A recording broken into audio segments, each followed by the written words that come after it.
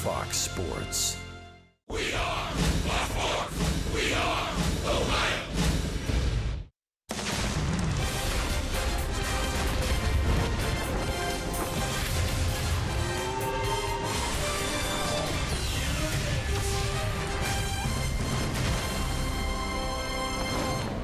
It is a chilly night in downtown Cincinnati. It's been a rainy late afternoon, but right now it appears as though we're going to get started on time.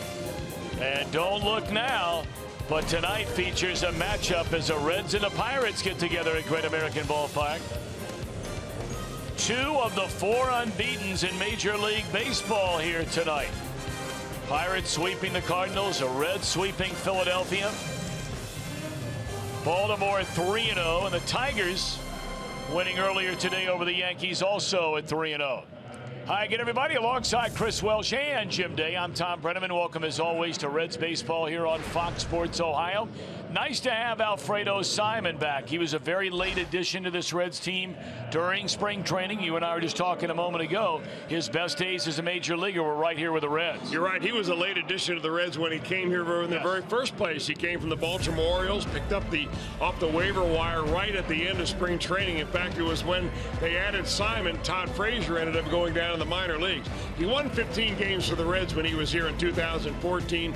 The Reds didn't think that he was going to be able to duplicate that. They traded him to Detroit, and here they've got him back again. But he's a strong-armed right-hander. He still throws hard. He's got a good slider and a good splitter. I mean, I'm looking for Alfredo Simon to have a really good year. Meanwhile, the Reds are playing a team in the Pirates they're so familiar with. Over the last 3 years in Major League Baseball, only the Cardinals have won more games than the Pirates, and that's thanks in large part to this outfield. Well, the guy in the middle, Andrew McCutchen, has just simply reached the plateau of his career where he's an MVP candidate every year. The other two on the side, Starling Marte and Gregory Polanco, young players getting better and better and better. Marte a couple of years ago was a leadoff hitter. He's now batting in the cleanup spot. So this changes a lot for the Pittsburgh Pirates, but they score runs. They're very athletic. They've got a great bullpen. This is a legit contending team. All right, we'll see how it goes when we come back.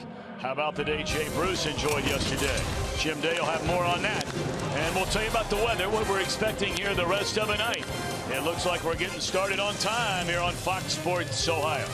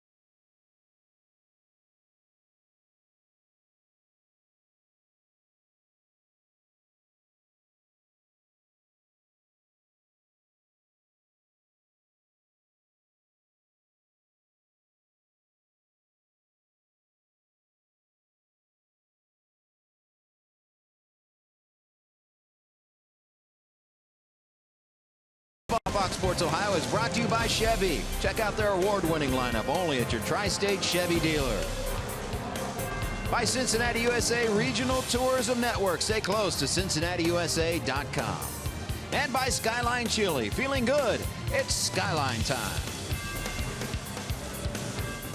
Hey there, it's going to be a cold night at the ballpark. Temperatures will be close to 40 by the first pitch and will be breezy as well. Chilly through the rest of the game with a few scattered showers and even a few flakes may mix in by the end of the game with temperatures around 38. Let's go Reds. Ah, perfect baseball weather. What the heck? I'm Jim Day. You know, the Reds and the Reds fans, you got to love what you've seen out of Jay Bruce so far, including yesterday's game in which he was a major part of that victory.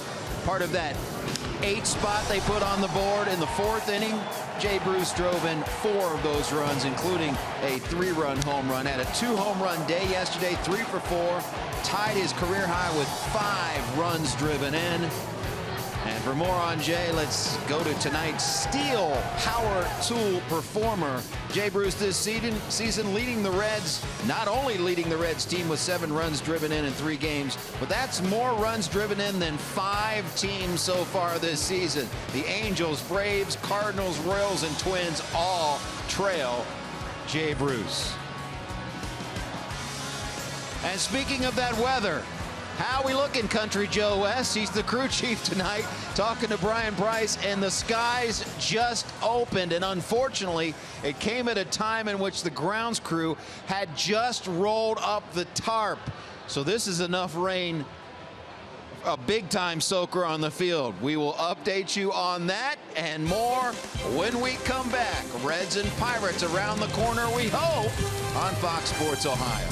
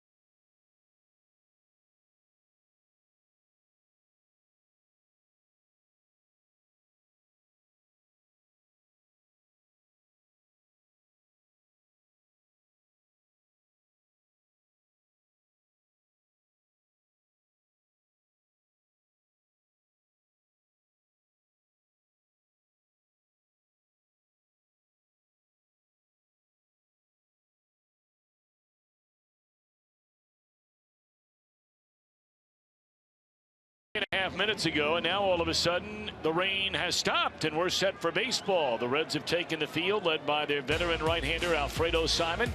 Pirates starting lineup under Clint Hurdle, Jaso, McCutchen, Freeze, a former Cardinal, Marte, Cervelli, and Polanco, and Harrison, Mercer, and Liriano. The first pitch from Alfredo Simon is in there striking. This one is underway. Reds and the Pirates in the first of 3. Jaso, originally a Tampa Bay Buccaneers, spent time with, or a Tampa Bay Ray, either one.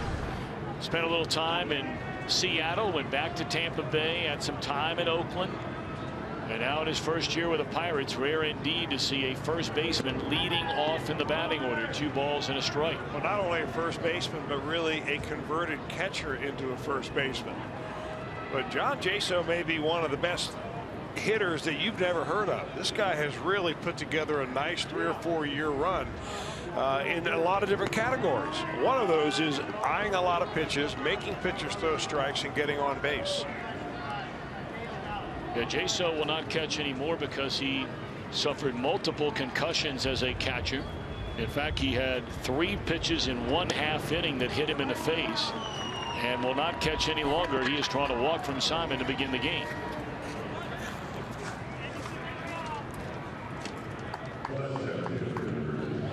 Take a look at the numbers for Alfredo Simon as a Detroit Tiger a year ago. Very high ERA, did win 13 games despite the earned run average over 5, and he logged nearly 190 innings. Well, that's really what the Reds anticipated out of Alfredo Simon in 2015. That's why they traded him after the 14 season when he won 15 games for the Reds, figuring there would be a little bit of a regression. Well, here's their main man, the very face of the franchise. Of course, it is Andrew McCutchen, 29 years old, grew up in Fort Meade, Florida. The National League Most Valuable Player in 2013. He's been to each of the last 5 All-Star games for the National League. Straightaway center field. That's playable for Hamilton. And that's out number 1 here in the Pirates' opening inning. Take a look at the Reds on defense. They have most of the regulars back in there tonight, presented by Ford. Hamilton back in center. Duvall again the nod in left field, and Jay Bruce in right. Suarez, Cozart, Brandon Phillips feeling better. Missed the last 2 games with a stomach virus. And Joey Votto at first, a battery of Simon and Devin Mesoraco. Former Padre, longtime Cardinal, and over the last couple of seasons an Anaheim Angel is David Freese, now in his first year as a Pittsburgh Pirate. 5 hits in his first 14 at bats on the year. Freese, as many of you will remember, a former postseason hero. In fact, broke the all-time record for most runs batted in a postseason, and is hit with a pitch and all of a sudden a walk and a hit batter, and 2 are aboard for Starling Marte. Well, hit batters is nothing unusual when these 2 teams hook up. They went through a period of time there when it was almost a beanball war contest. So you knew that in any one ball game, at least a couple of guys are going to get hit. There'd be one to start and then one for retaliation, and then it would kind of settle down a little bit. That had nothing to do with trying to come in and drill a guy on purpose for Alfredo Simon. That's just a fastball that got away. Well, over the last 3 years, Pirates pitchers have hit 36 Reds batters, including 11 last year. That's the most by any major league team against any opponent. Reds pitchers have hit 33 Pirates. So 69 hit batters over the last 3 years in games played between these 2 teams, and now tack on 1 more.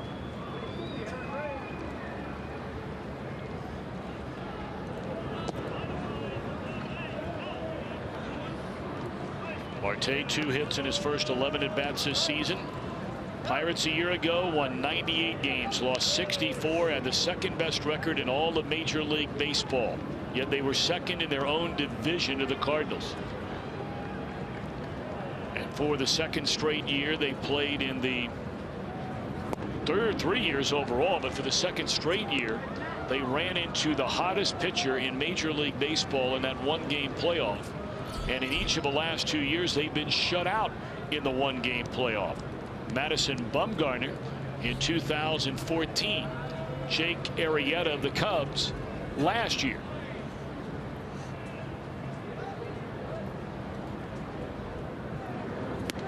Two and 2 on Marte. Did him a favor there by chasing.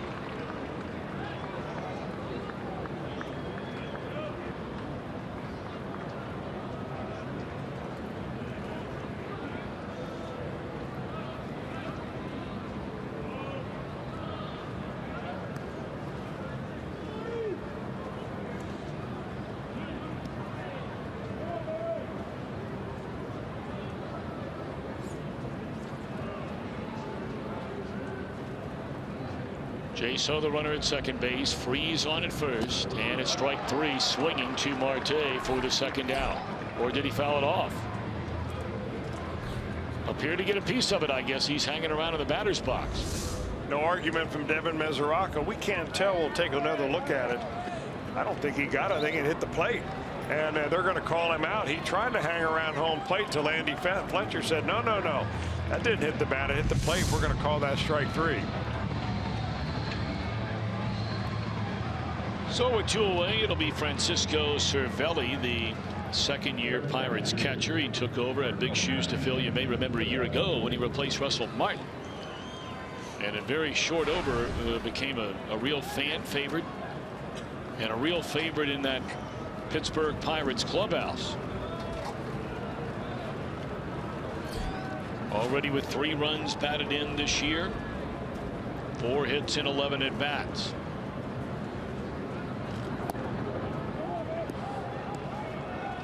Well, he spent most of his previous career before coming to Pittsburgh with the New York Yankees, but he never got to play regularly, so you never really were sure what he could do offensively, and he's beginning to really find his own level by being the everyday catcher.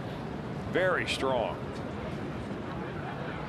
2 on and 2 out here in the Pirates' first inning, and that's a strike. 1 ball and 1 strike to Cervelli.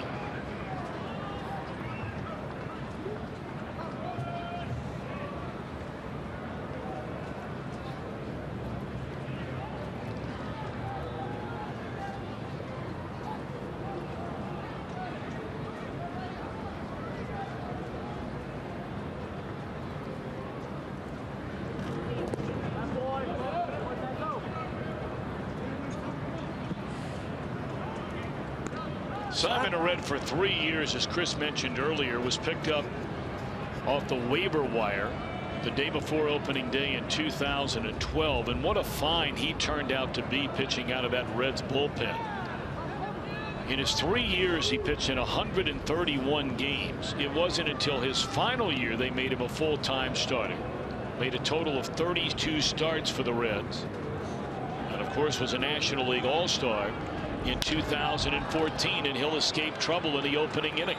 Fly ball to Bruce. Well done by Simon. Walked a batter, hit a batter, but retires Marte and Cervelli, and the Reds are coming up.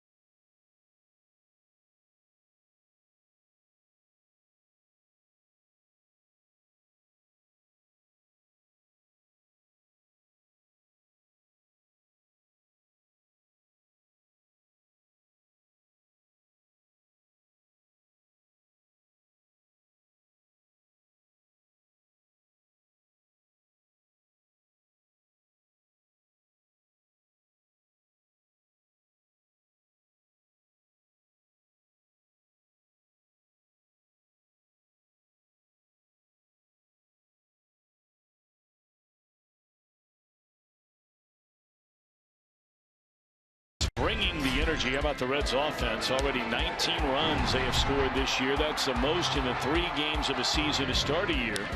Going all the way back, Chris, to 2006. So a good start for the Reds against a team that's much like the Reds, rebuilding, the Philadelphia Phillies. And now all of a sudden the competition level will jump up tremendously with the Pirates and the Cubs and the Cardinals on the docket. Look at the Reds lineup under Brian Price.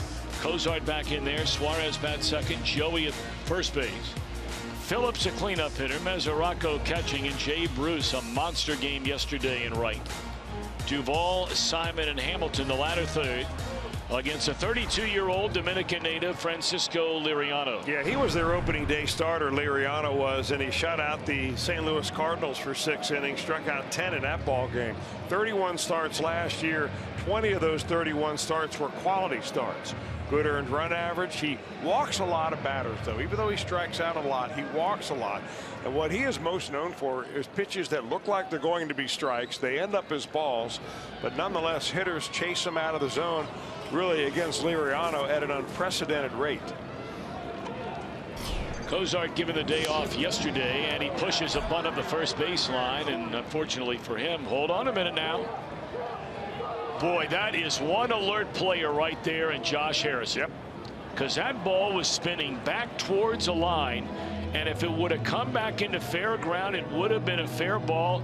And Harrison, all the way from second base, recognized it and picked it up before it went fair. And it was only inches from getting back to that line. Remember, when it gets back to be fair, any part of that baseball hangs over any part of that white line, and it's a fair ball.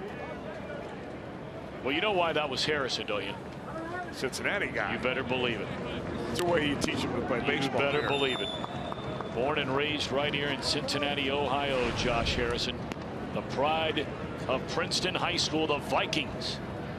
Just off I-75. Boy, is that a beautiful new school they have over there now. They tore down the old high school, and it is a spectacular school. The junior high and high schools in the same building now.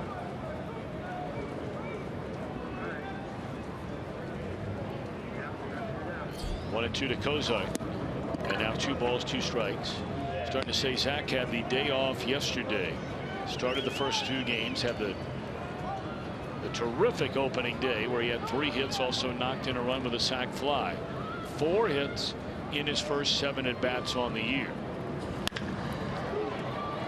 Right at freeze. 1 out.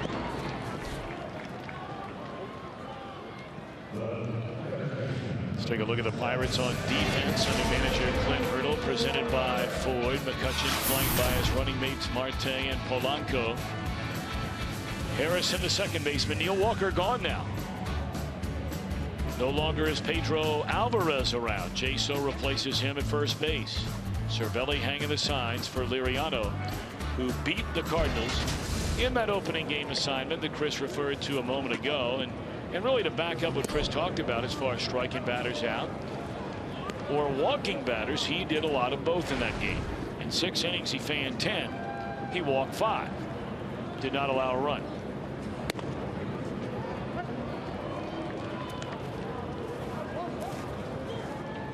Suarez, the grand slam and the big win yesterday, part of that 8-run 4th inning. Has 2 home runs already this year. And that's a base hit into left field by Suarez on an 0-2 pitch. Boy, the ball sounds good off his bat, doesn't it?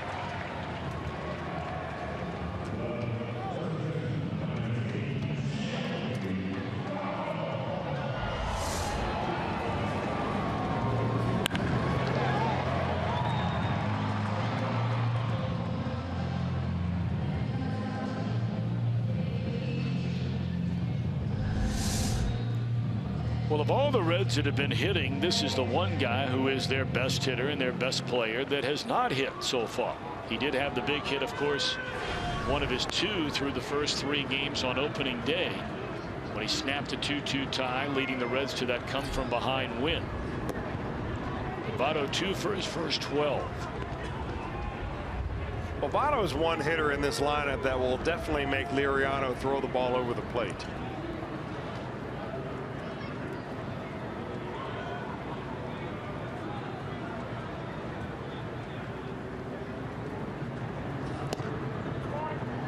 Up all the pitchers that have qualified pitchers, number of innings, for instance, that you have to pitch to be a qualified pitcher, and you rate those pitchers by how often they actually throw the ball over the plate.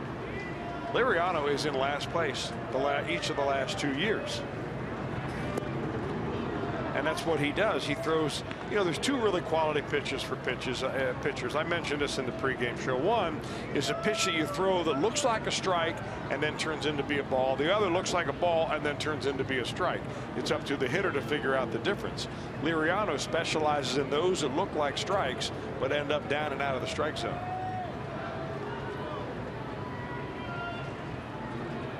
Two and one to Joey Votto. Suarez at first, 1 out, and that's off the outside corner, 3-1.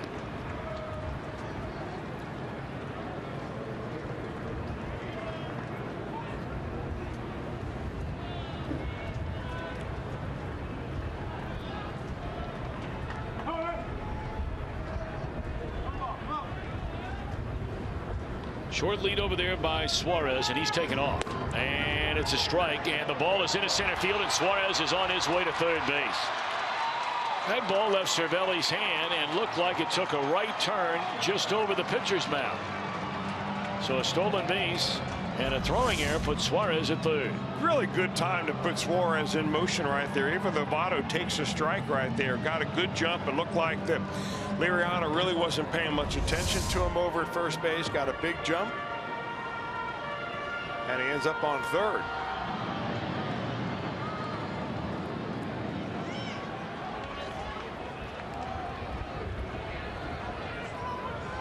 It'd be a nice early run to pick up here in the bottom of the first inning, with Suarez standing down there at third and 1 out, 3 balls and 2 strikes, a count on Votto, and here it comes, and he'll get the job done. Harrison, a diving play, but it brings in the runner from third, and the Reds have a 1-0 lead.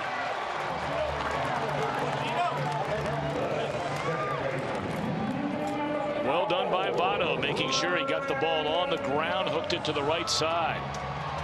And the first one to come down the line and give the high fives on that Reds bench.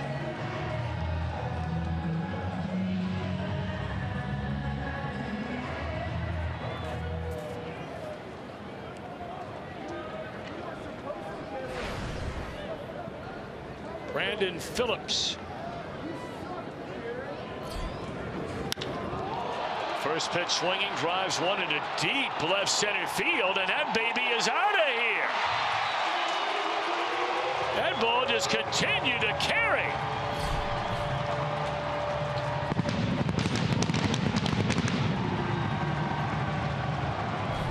And by the Rockets' red glare, the Reds have a 2-0 lead.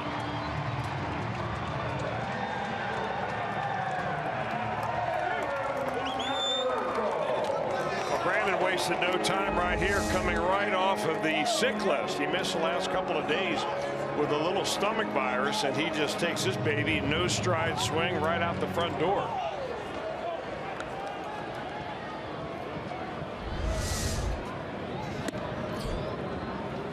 Now Devin Mesoraco, 1 hit in his first 9 at bats on the season.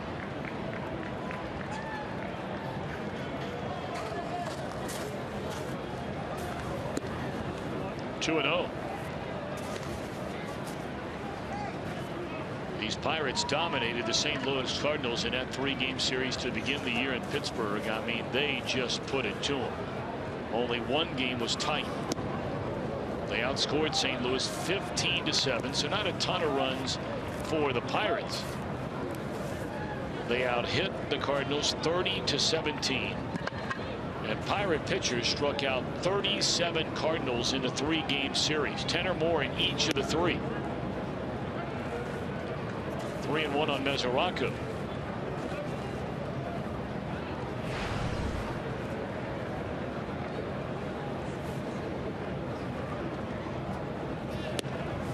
And there's ball 4. So, Chris, you said it, you know, make this guy throw strikes. And so far, these Reds hitters are doing just that. Well, it's not exactly a state secret that Liriano throws a lot of pitches out of the zone. Every team knows it. The Cardinals knew it. This is what they did against Liriano on opening day. The first 2 times through the lineup, Liriano throws about 30% strikes, but the Cardinals were swinging at more than 50% of his offerings. The 3rd time, they finally learned. He's still throwing around 30% strikes, but they only were swinging at 20% of those. So sometimes you know, you tell yourself, I'm going to make him throw strikes, I'm going to make him throw strikes, but you can swear that that slider looks like a fastball and it's coming right down the middle. Next thing you know, it's down in the dirt. And that's the key to his success. 12-game winner last year. What he does, however, he wears himself out by throwing so many pitches. I mean, he had 31 starts last year, but only 186 innings.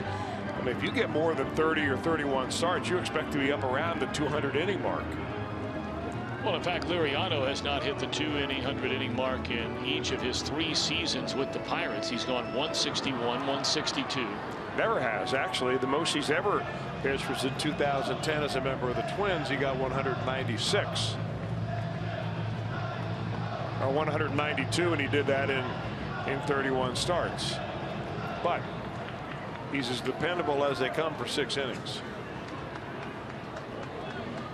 2-0 on Jay Bruce. Had the 2 home runs, knocked in 6 runs in the game yesterday. Gets a 2-1 fastball and fouls it back.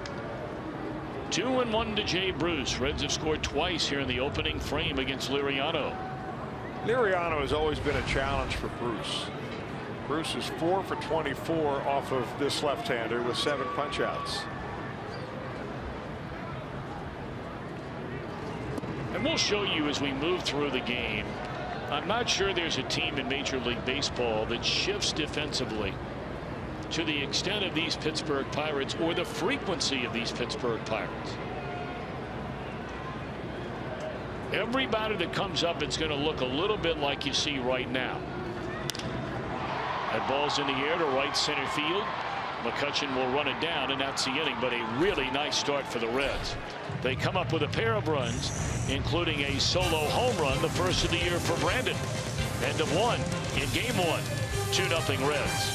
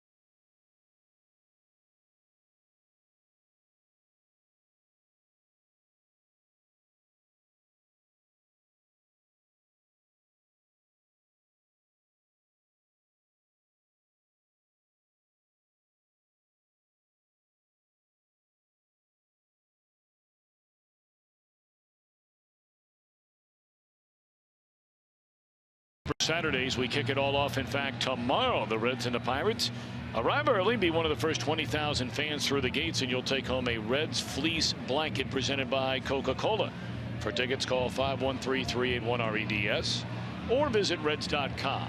Love to have you here tomorrow. That'll be a 1:10 start, and it's supposed to be cold again. We're hoping by the time we get back off this road trip,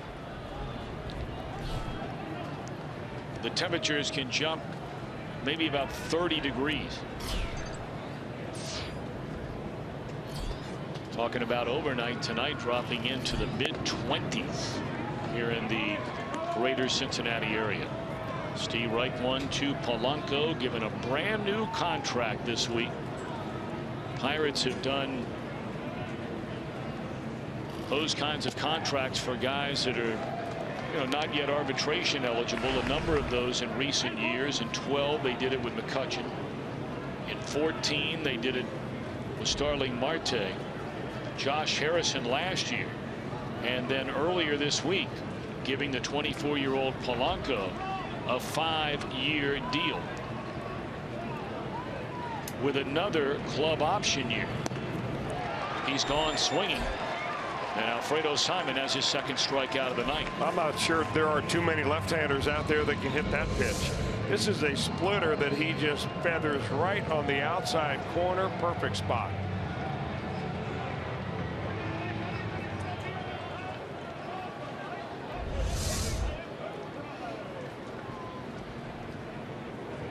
So here's Harrison, the 28-year-old we mentioned earlier from right here in Cincinnati. Played at Princeton High School and also at the University of Cincinnati.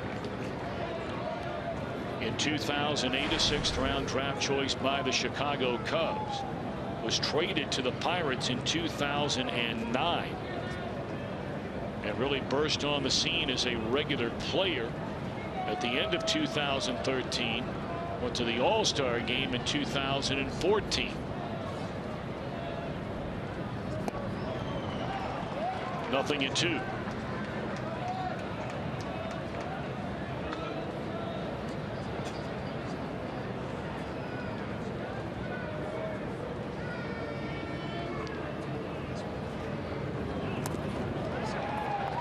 Harrison still very active here in Cincinnati.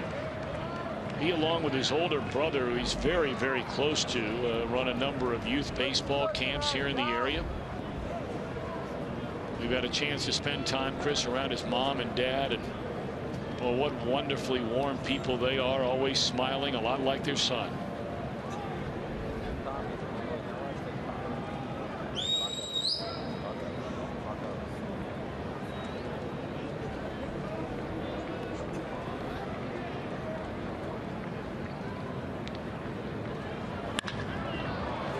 Caught by Cozart on the line drive. 2 away in the inning.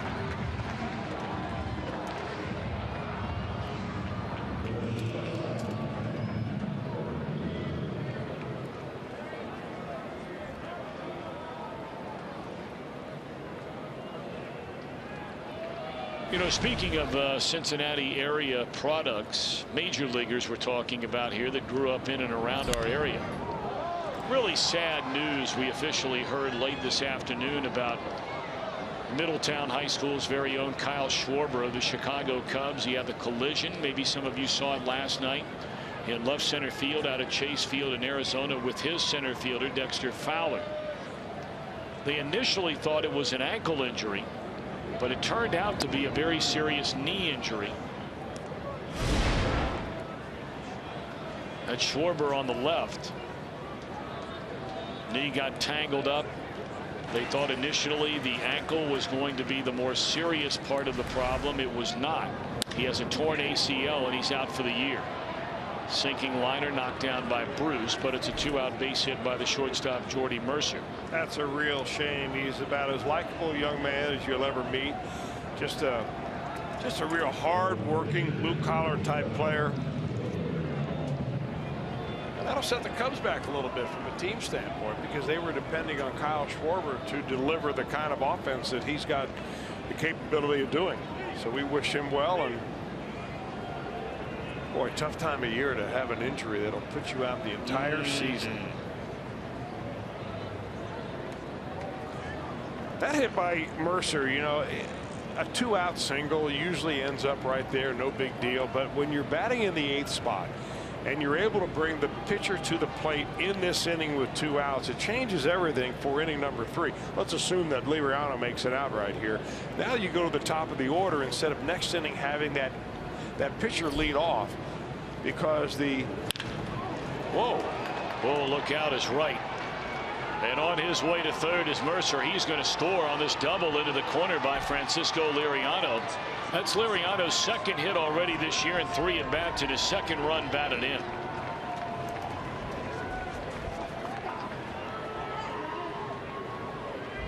That's being called ready to hit. Well, he hit 169 last year, had 11 hits and 7 runs batted in, and he picks up a ribby right here with a shot down the right field line. So scratch all that insignificant chatter about having them lead off the top of the order come the third.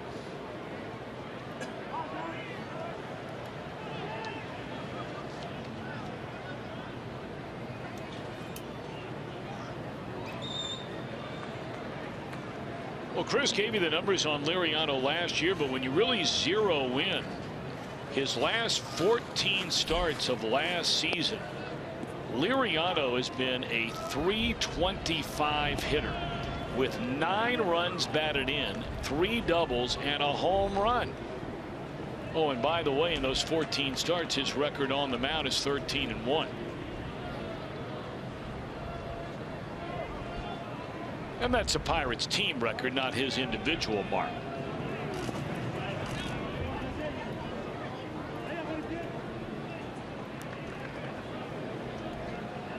Or just when you think you're cruising right through the inning, you're almost out of it and thinking about getting back into that warm dugout.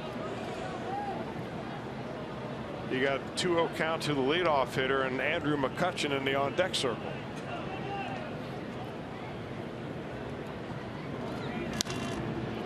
Jay saw a big swing on a 2-0 pitch, fouls it off out of play to the third base side. 2-1 to the Pirate first baseman.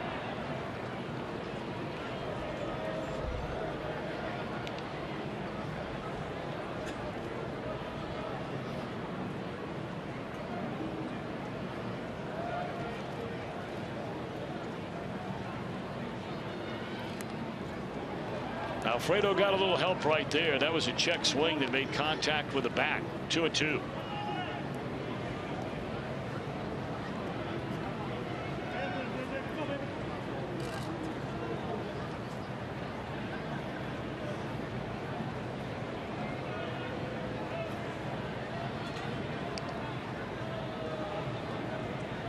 Let's see if Simon can finish off Jaso, who walked his first time up, and he does finish him off. But after retiring the first 2, Mercer a single. He scores on a double by Liriano. The lead is chopped in half.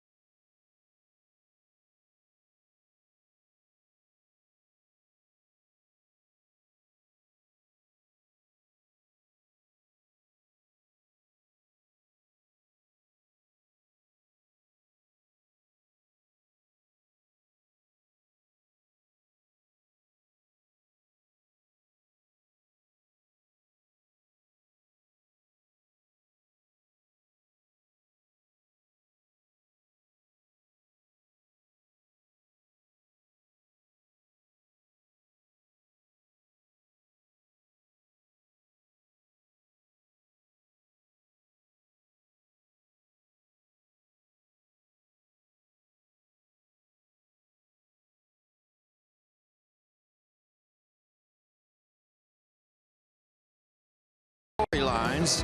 Reds starting 3-0 this season. They started 3-0 last year and went on to go 4-0. It's only the 4th time in franchise history that they've started the season 3-0, started 3-0 in back-to-back seasons. And the last time they did it, 1975-76. I would say those years turned out pretty well, fellas. You know, Jim, you're really onto something there. It's amazing reporting. Don't slip right there. anything past you down there, man. You know it. All over it. I mean, you get down there in that chilly air, and all of a sudden you start coming up with some nuggets that Our jaws are dropping up here. Did you know 75 and 76 weren't bad years, Chris? I didn't have to look it up. Like Jim Day, I had a pretty good idea they were good years. I did not know the Reds started 3-0 in those years. Hey, that's what staying up late and doing research will do for you. Better believe it. Jim Day's all over that. All right, here we go. Bottom of the second inning. Reds have a 2-1 lead over Francisco Liriano and the Pirates in game one of this 3-game weekend series between division rivals, unbeaten division rivals. Reds sweeping the Pirates, or the Phillies, and the Pirates sweeping the Cardinals. Adam Duvall, a count of 2-0, 1 hit through his first 7 at bats.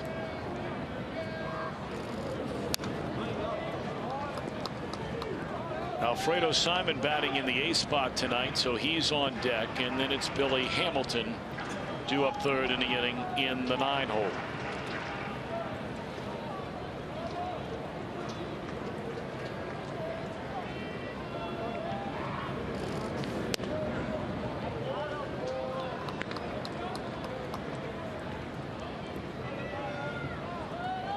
Liriano has already thrown a whopping. This will be his 30th pitch, and this is the first batter of the second inning. So again, getting back to something Chris talked about in the last inning. You wonder, how long does Liriano stay in a game like this? Certainly at this pace, not long. Having said that, the first thing you naturally wonder is, well, what about the Pirate bullpen? Well, we can tell you, and you probably already know, the Pirates have had and still have one of the best bullpens of any team in Major League Baseball. That's strike 3 on Duvall, the first strikeout of the game for Liriano.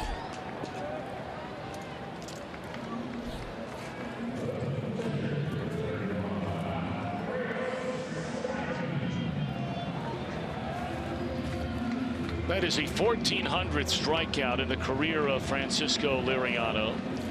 He currently ranks 6th among active left-handed pitchers in strikeouts. The 5 guys in front of him, CC Sabathia over 2,500. Cole Hamels closing in on 2,000. Clayton Kershaw, John Lester, and Scott Kazmir. Well, he's another one of a long list of pitchers that has completely turned his career around since coming to Pittsburgh and pitching for Ray Searage.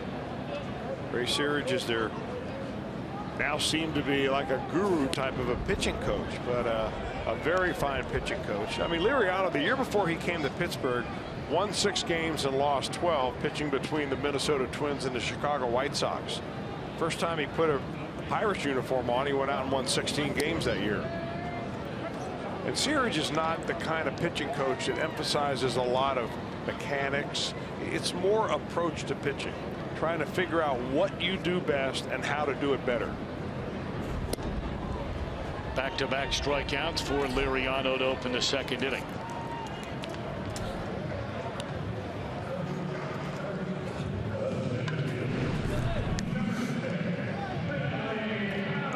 You go all the way back to when Liriano first broke into the major leagues. He was signed originally by the San Francisco Giants in 2000 out of the Dominican Republic. That was involved in a big deal. And boy, you talk about one of the all-time steals for a trade in the history of baseball. The Giants traded Liriano, as there's a bunt by Hamilton. There's Harrison, and that's all for Billy. And again, there's that Pirate defense. They're all over it. Harrison looking for it before Hamilton even squared around. Talk more about Liriano later. It's a 2-1 Reds lead.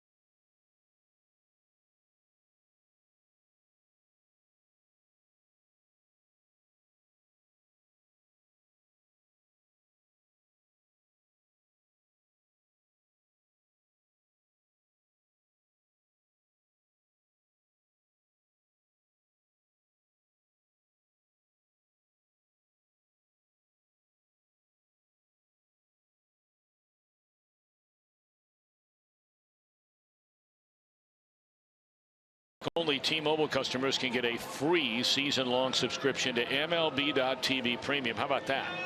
Just go to T-Mobile.com/MLB, sign up now, and catch every moment on America's fastest-growing LTE network. We're in the top of the third, game one of a three-game weekend series between the Pittsburgh Pirates and the Cincinnati Reds. And the Reds scored twice in the first inning. Pirates got a run back on a double by Liriano in the second. So that's where we stand. Heart of the order coming up for the Buccos.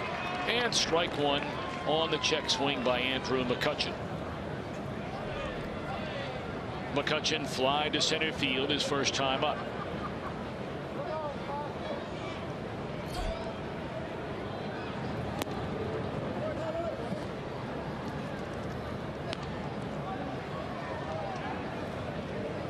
Starting to talk about the Pirates and how they've played in 3 consecutive wild card one-game playoffs. They beat the Reds, of course, in 2013 when Liriano was on the mound and bested Johnny Cueto on that October night at PNC Park. And they lost to Bumgarner and the Giants the following year, Arrieta and the Cubbies last year. Prior to that, they had losing seasons for 20 consecutive years. The longest string of futility in North American professional sports history.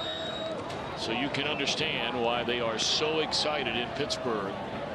And really the kind of crowds they've been drawing regularly now since that first of 3 straight winning years.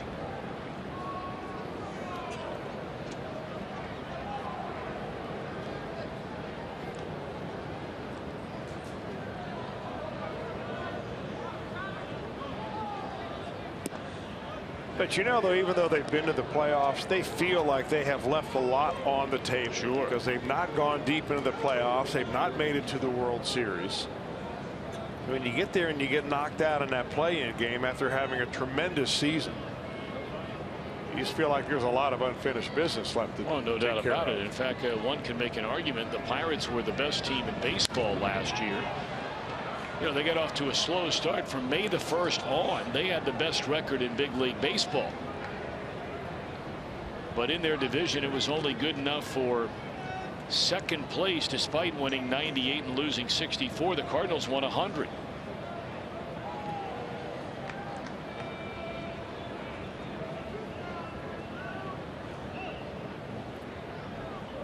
Two again on McCutchen. Got him swinging. That's 4 strikeouts for Alfredo Simon. Simon is doing a nice job of speeding it up and slowing it down and speeding it up again. And he throws this one right by McCutchen, because earlier in that at bat he was giving him a steady diet of off-speed stuff, sliders and splitters. Freeze hit by a pitch his first time up.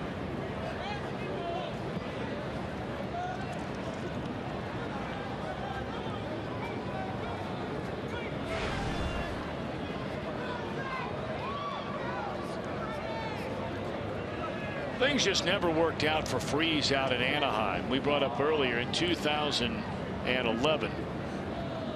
Freeze truly was put together, and I suppose you could probably make the argument, and I don't know why you couldn't. He set an all-time postseason record in the history of the game for RBIs in a postseason. He had 21 runs batted in that run through the World Series title for the Cardinals in 2011. He was a National League Championship Series MVP. He was the World Series MVP.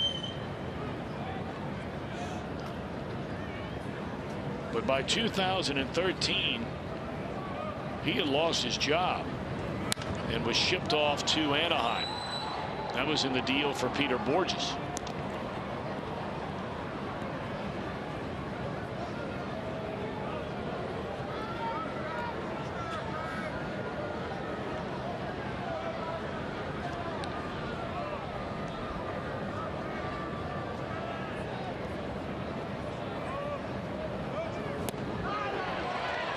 That's 3 consecutive strikeouts for Alfredo Simon since the RBI double from Liriano. He has 5 total in the game. Well, you talk about a guy that works the downward plane. He does it as well as anybody. That's another splitter, and it just has a 2-seam fastball spin on it. David Freese just swings right over the top of it. Ball just dropping off the table.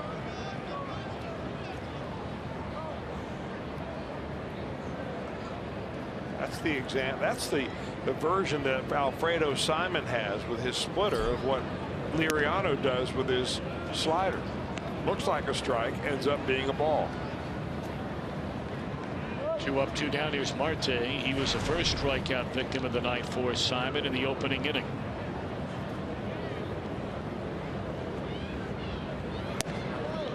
A cold, damp night in Cincinnati.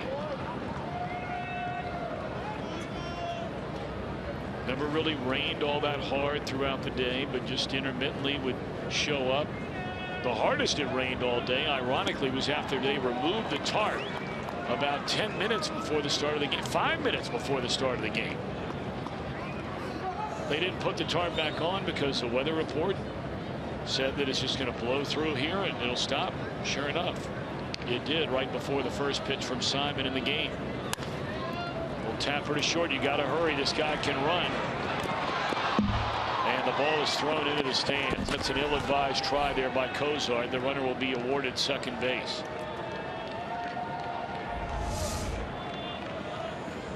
Well, when you consider all the conditions that are going on right here, Cozart charging hard. He's used to making plays like that, but at the same time, Marte can really get down the line. The ball was probably wet when he picked it up anyway, for having gone through that wet grass, and error and a base hit.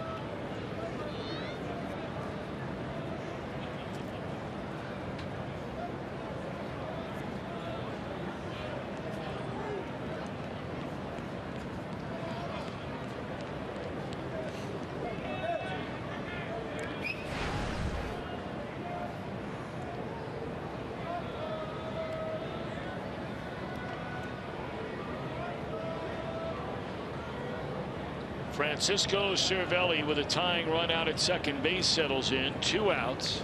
Reds 2, Pirates 1. We're in the 3rd.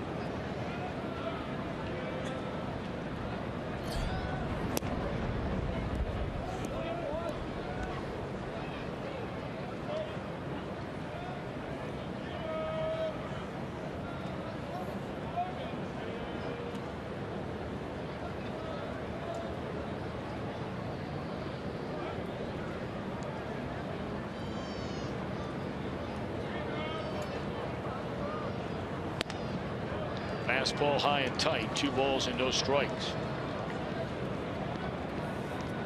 Well, one of the unbeatens in Major League Baseball officially loses for the first time today. The Cleveland Indians hand the Chicago White Sox a 7-1 defeat. It's a White Sox home opener after they had swept the Oakland A's out west to begin the year.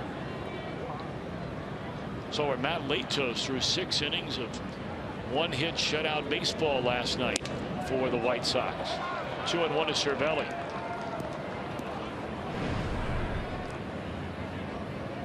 Good luck to him.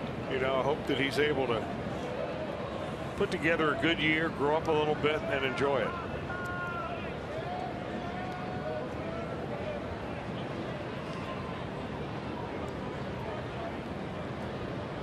Two balls and a strike to Cervelli. And there's ball 3. You have Gregory Polanco, a left-handed batter, waiting on deck.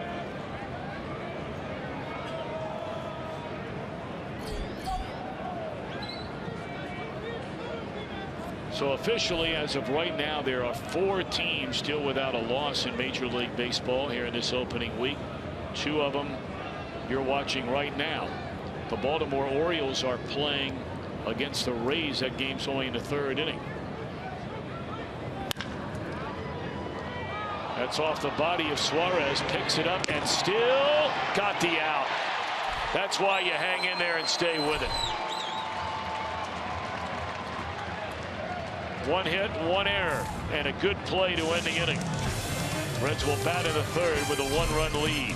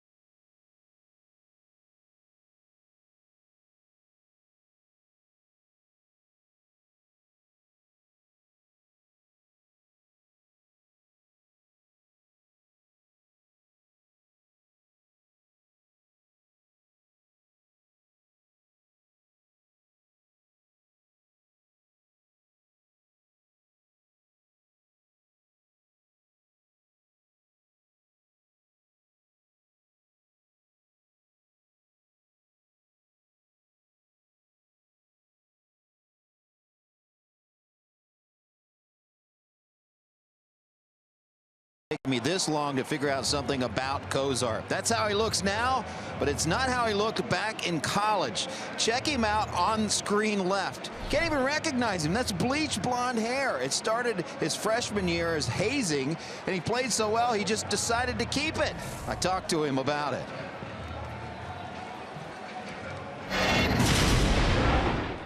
I think it's just like that whole new guy come in, if he's a starter in the on the team, hey, bleach his hair, and then it kind of catches on because you walk around campus and everybody knows who you are. So I guess that's cool. So everybody's like, yeah, I'll keep it. Are we going to see that look here? No, this is what you're going to see right here. None of that. None of that. That's over with. And he was talking about a little mini tradition that he started because the shortstops that followed him at Mississippi bleached their hair. Worked for him, maybe it worked for others, but don't look for that bleach blonde hair anytime soon as it starts to sleet, and I mean big time. Well, you're not lying about that, but we're going to play on. I assume the grounds crew has checked in with the umpires and basically said, look, this is like the last one. This is what we're expecting all night. It'll be here, a pop-up shower, as they frequently describe it, and I'll bet you within a minute or two this is over. But for the time being, it is ugly, because the wind is blowing and it is very, very cold. I mean, it's not a winter day cold, but it feels like a winter day cold. That looks like winter day cold. And now you're wet.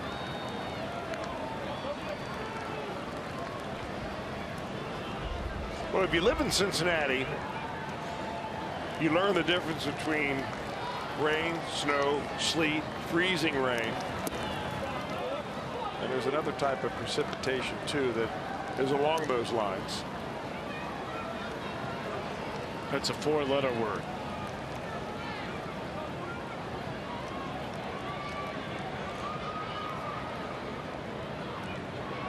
And sure enough, magically, all of a sudden, lighter, lighter, close to being finished. And Kozar says, take that. A base hit by Zach to open up the third inning.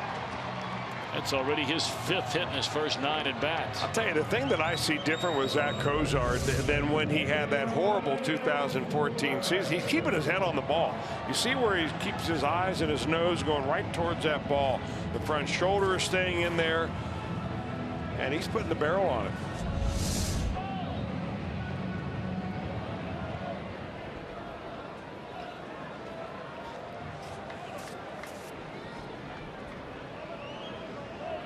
Suarez a single to left, stole second, took third on a throwing error by the catcher Cervelli, and scored on the ground out to the right side by Votto. Well, they really feel that Suarez is going to pull the ball because they've got the second baseman Harrison very snug to the second base bag. Big side of the right infield open wide for Suarez if he wants to go that way, and it looks like he was trying to take a peek.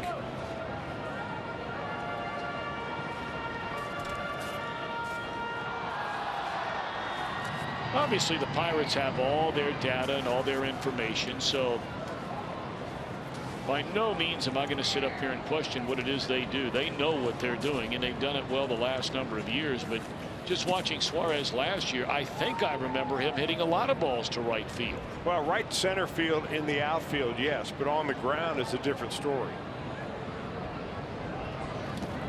Especially with a pitcher like Liriano, who throws so many sliders that go down and in. That pitch is almost impossible to hit on the ground the other way.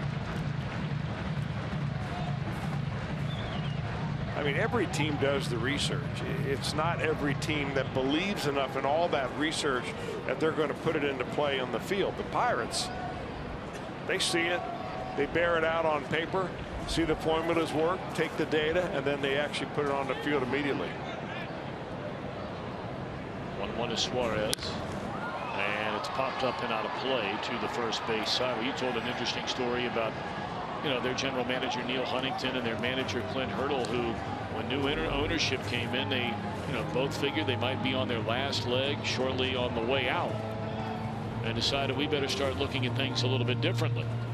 You're right, and they decided that they were going to embrace sabermetrics in as much as they were going to start shifting heavily if the data required that. And they used Jay Bruce as an example. As a left-handed hitter, that about 90% of the time when he puts the ball in play on the ground, he pulls it to the right side. And a lot of pull hitters do the same thing. So that's why the Pirates became one of those teams. There are other teams that did it. I mean, Tampa Bay did it, some other ball clubs, a lot of shifting. But the Bucks, at least in the National League Central Division, the Pirates are the team that really led the charge in that way, and a lot of dramatic shifts too. The other thing they started to do is that they found out that a hitter, after he sees an inside pitch, has a tendency to pull off the next one. And that's why they pitch inside so much. And they found out that if you pitch inside enough and then go away, the slugging percentage in that at bat for a hitter dramatically drops. So the Pirates have been criticized over the last few years for pitching inside too much. It led the league in hit batters last year was 75. The Reds had 58, just to put it in perspective. But they get more ground balls than any team out there too. 2-2 again on Suarez, and they continue to pound him in with this defensive shift, whether it's fastballs or naturally the slider. 3-2 to the Reds start Cozart with nobody out, leading 2-1 here in the bottom of the third.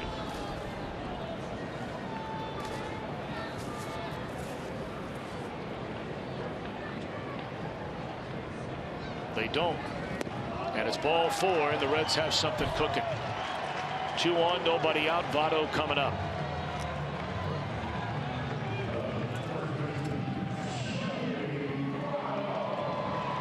We mentioned Liriano walked 5 batters in 6 innings. So in his opening day start and opening day win against St. Louis, he also struck out 10.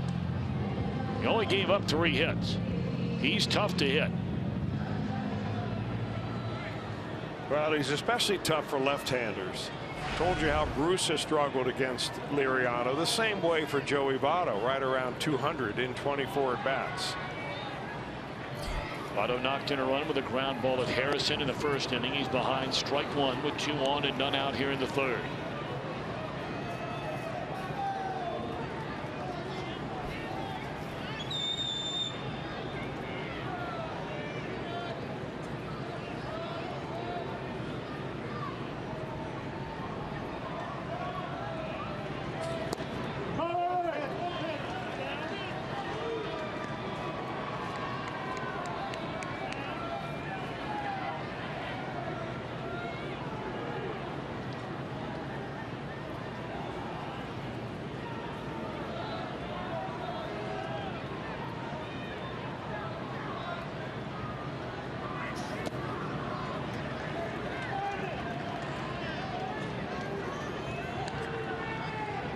Two balls and a strike on Votto. They have Mercer, the shortstop, playing almost directly behind the second base bag.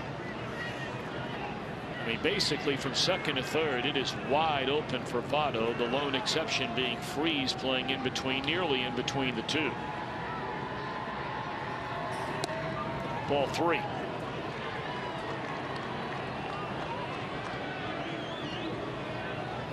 It's like Joey Votto, after he swung and missed at that first pitch, it was down in the dirt, had a little talk with himself in the batter's box and reminded himself what kind of hitter he is, which is a guy that swings only at strikes. 3 balls and a strike to Votto. 2 on, none out, and he takes ball 4.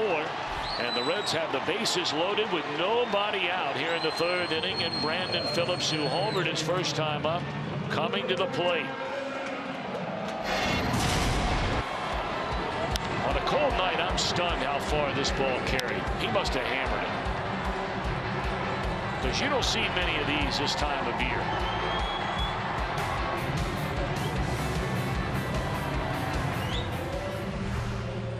Well, Brandon's here to tell you that his power days are not behind him. I mean, he keeps himself in great shape, works out all the time. I mean, everybody on this ball club does. Now, he got a first pitch fastball from Liriano last time up and launched it. I doubt that he's getting a first pitch fastball right here with the bases loaded. But although Liriano has nowhere to put Phillips. Single by Cozart, walks to Suarez and Votto have loaded the bases for Brandon. Well, he got a first pitch fastball, but nowhere near the strike zone.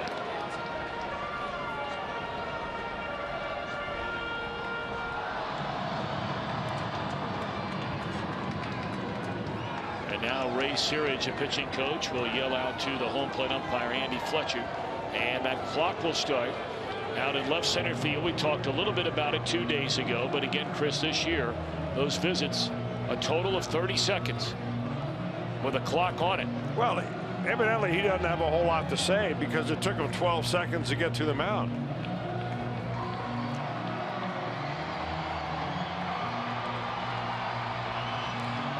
Now there's no penalty on the part of the umpire, but the umpire will go out there when that clock says 0 and it'll say, all right, time is up.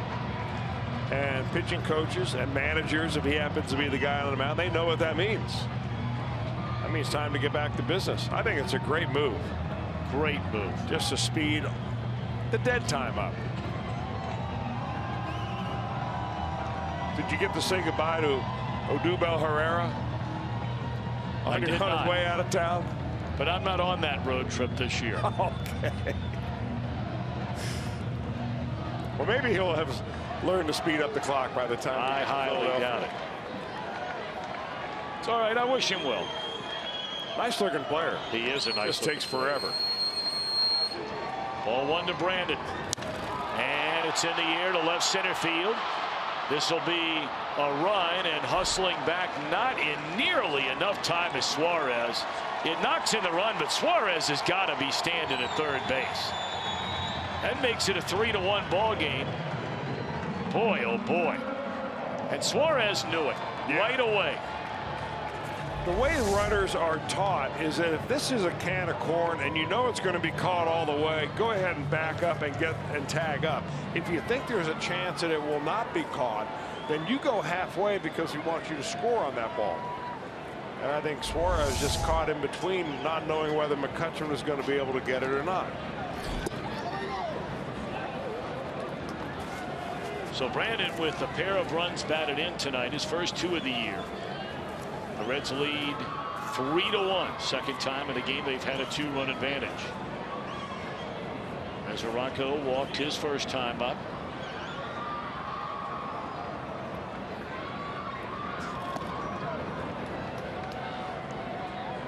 And those pitches continue to pile up for Francisco Liriano. He is knocking on the door of 60. And we're in the 3rd inning. The one guy in this lineup that has done a lot of damage against Liriano is Mesoraco.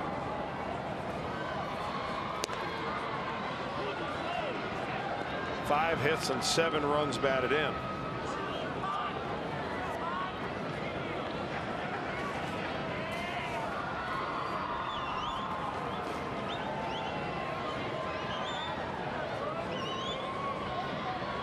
Two balls and a strike. Started 2, and it's a strike on the outside, cornered even the count.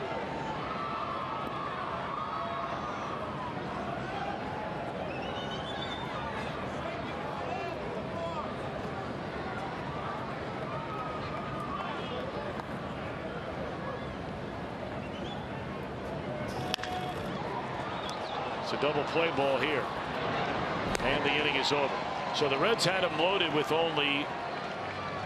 nobody out, and they come up with just 1 run. But 1 run gives them a 3-1 lead at the end of 3.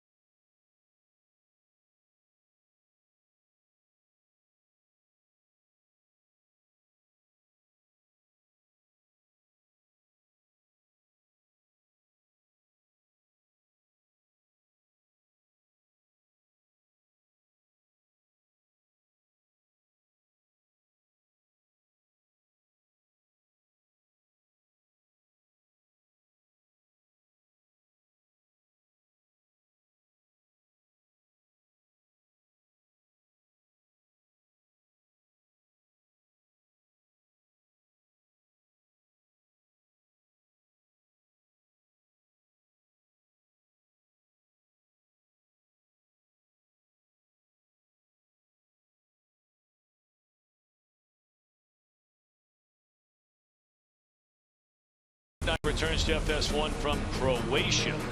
Heavyweights will rule the octagon. Ben Rothwell takes on former champion Junior Dos Santos. Plus Gonzaga battles Lewis. It's all Sunday, a special time of 11:30 a.m. Eastern, only on FS1. Or watch it live on Fox Sports Go. Gonzaga.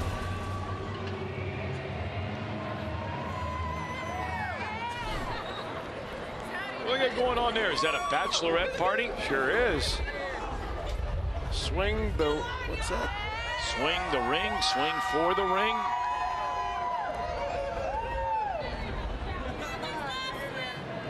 They're having a good time. They are having a good time. Good for them.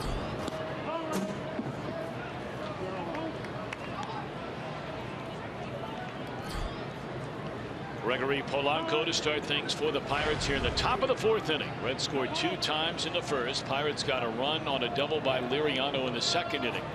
And the Reds get one back in the 3rd. So Polanco to be followed by Harrison and Mercer against Alfredo Simon. Alfredo's given up a run on 3 base hits. Has fanned 5, walked a batter, and hit a batter.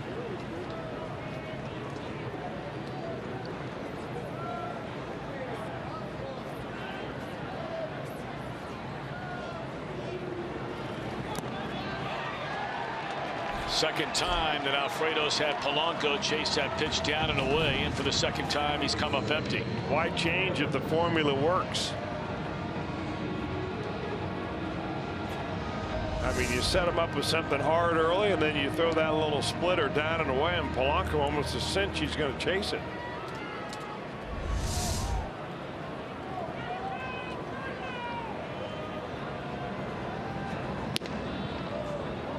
Harrison lined out to the shortstop Cozart, his first time up. Harrison probably thinking, I know Simon, and he's got one slower than that. They'll roll their foul to get ahead, 0-2. Alfredo will throw about 5 or 6 different pitches. Got 2 different kinds of fastballs. Has a slider, doesn't use it much. He's got a curveball that he throws around 75 to 77. He'll even throw an ephus in there every once in a while. And of course, that split finger. Routine for Suarez, and 2 gone in the Pirate 4th. Well, a reminder coming up a little bit later on. As always, we'll have our Miller Time moment presented by Miller Lite.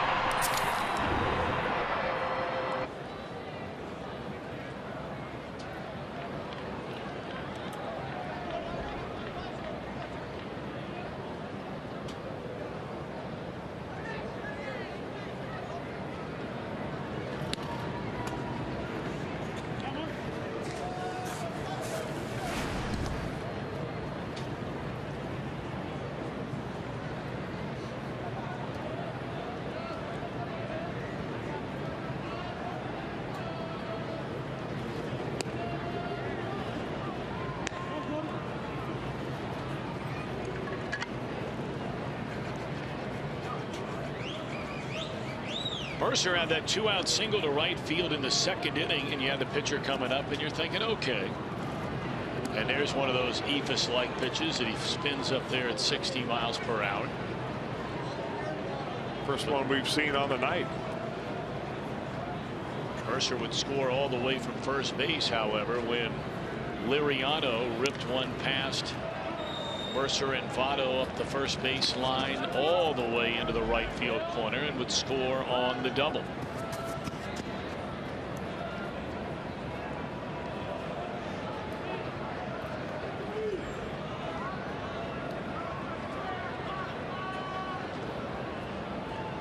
Simon tries to put him away in order. That's Brandon, and unable to get a grip on the wet baseball. And Mercer a perfect 2 for 2 in the game.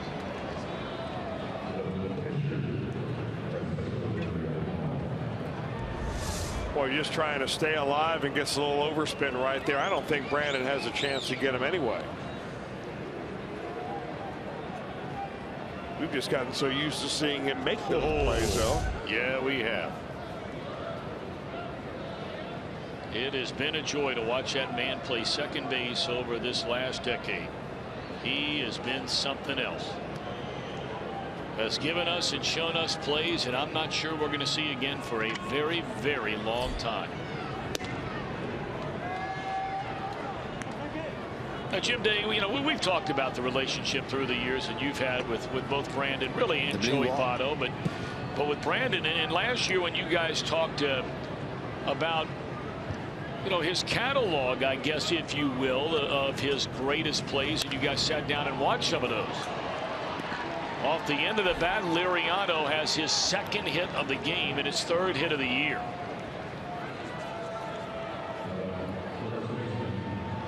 Trying to remember, what did he tell you was his best play of all time? He didn't come up with the best play of all time, but he had a top 5, if you will. That's right.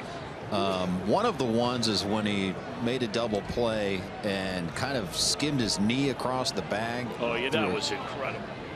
And one of the plays that surprised me was actually from the first year that he joined the Reds. It was actually in Pittsburgh, in which it was the last play of the game where he went out and got a ball in short right field, turned around and threw the ball to the plate. I remember it well. It was the game-ending play.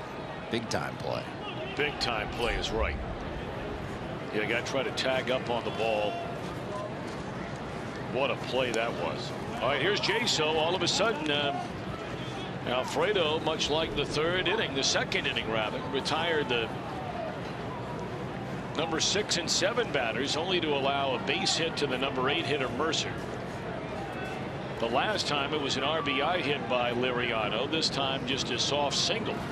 But Jaso bats with 2 on and 2 out in the 4th.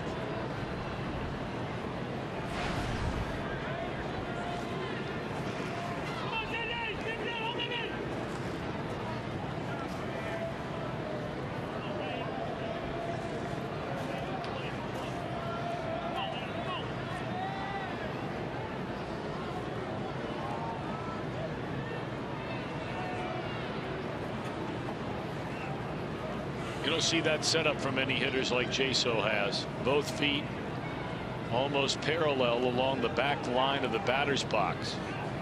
Right there.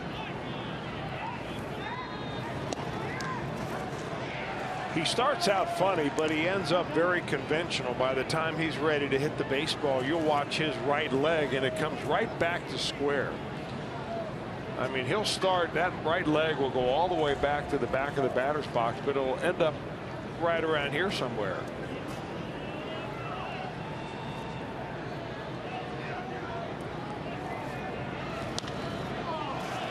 In the air, foul ground. Does Suarez have room? He just out of his reach.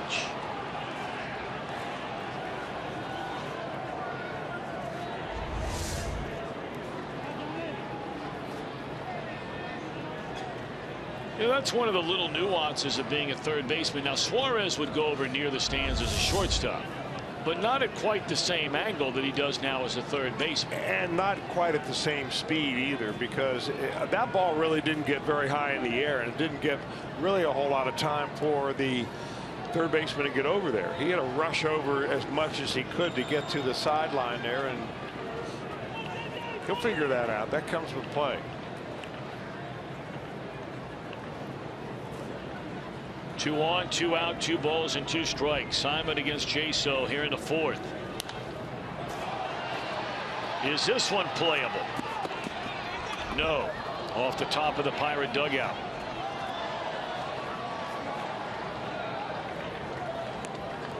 Here's that play that Jim Day referred to a moment ago that Brandon Phillips made in Pittsburgh. That ball dropped in. He picked it up barehanded, threw to the plate, and got the runner out at home to end the game in a win. I mean, it doesn't get better than that. Well, how long ago was that play? What year was that? 2007. Okay.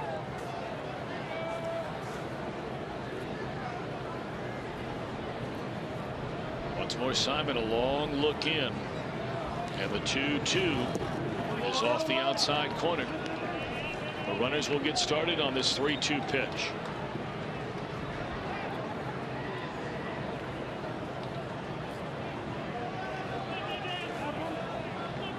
Two out singles by the 8 and 9 hitters, Mercer and Liriano.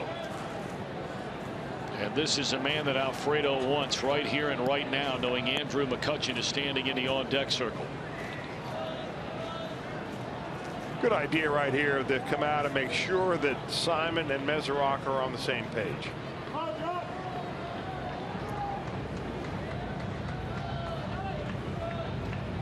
I mean, the most important pitch in a ball game doesn't always happen in the 8th or 9th inning.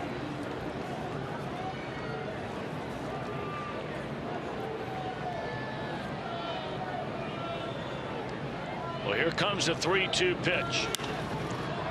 In the air. Votto has room on this one, inning over. So Alfredo goes toe-to-toe with Jaso and wins the battle. Reds still lead after 3.5, 3-1.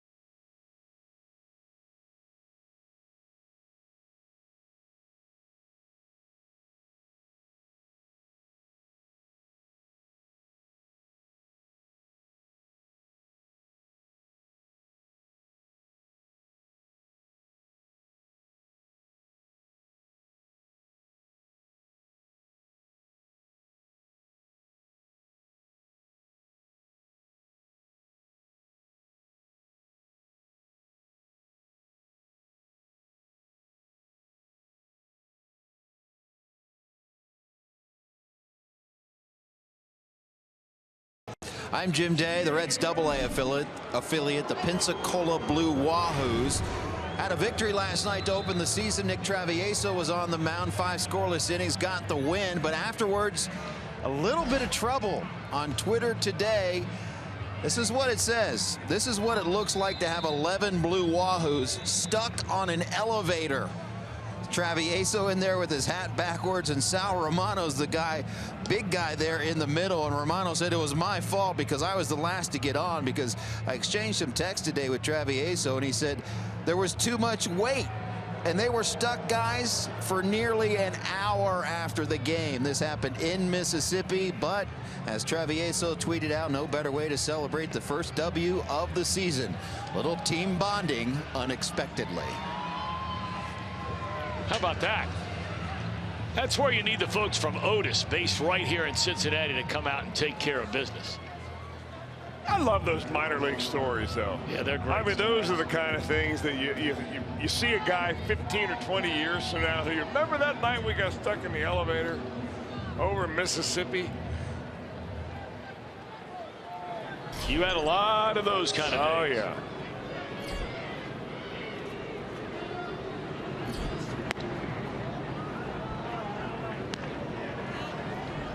Jay Bruce to lead things off for the Reds here in the bottom of the 4th inning. So what's one that's a quick one you can share with us that you remember that happened? And I mean, I know there are a lot of them, but I mean, what's something, anything like that happen? You get stuck in an elevator, anything along those lines? Bus breakdown? Bruce hit with a pitch on a fastball from Liriano.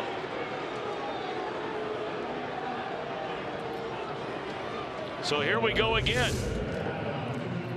It's the first game between these two teams. We brought up earlier last year 69 batters over the last 3 seasons combined when these teams have played have been hit by pitches. 1 on each side already tonight.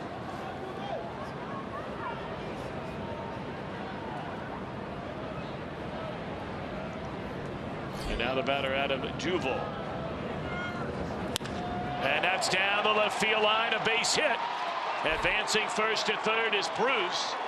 Throw goes into second. Duvall will stay at first, and the Reds are coming in Liriano again.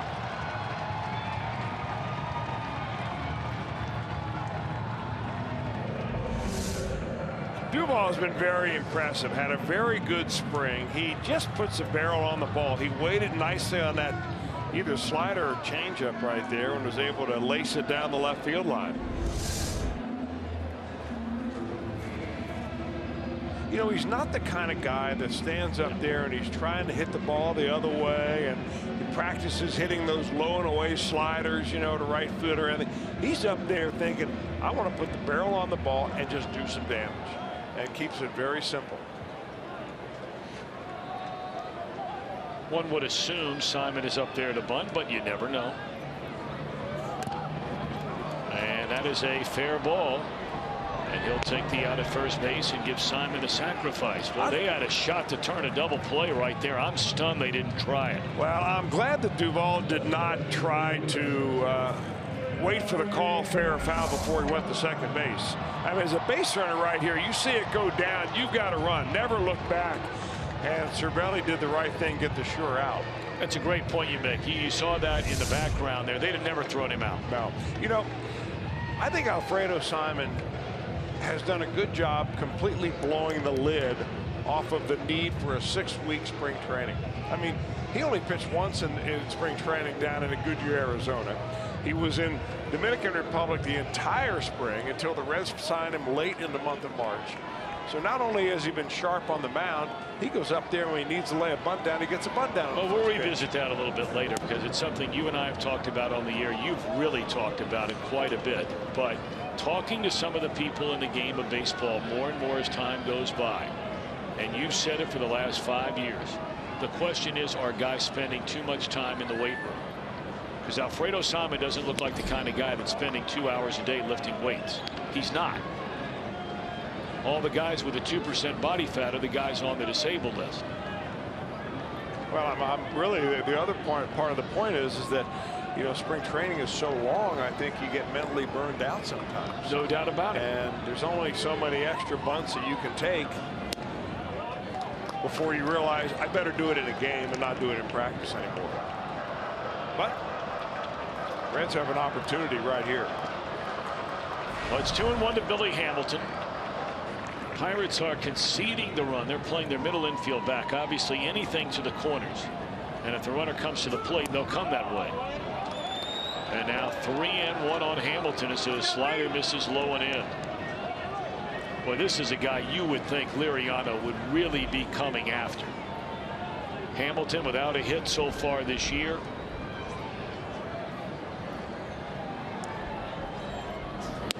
And he walks him on 5 pitches. Thank you very much. Well, Liriano really never comes right after anybody.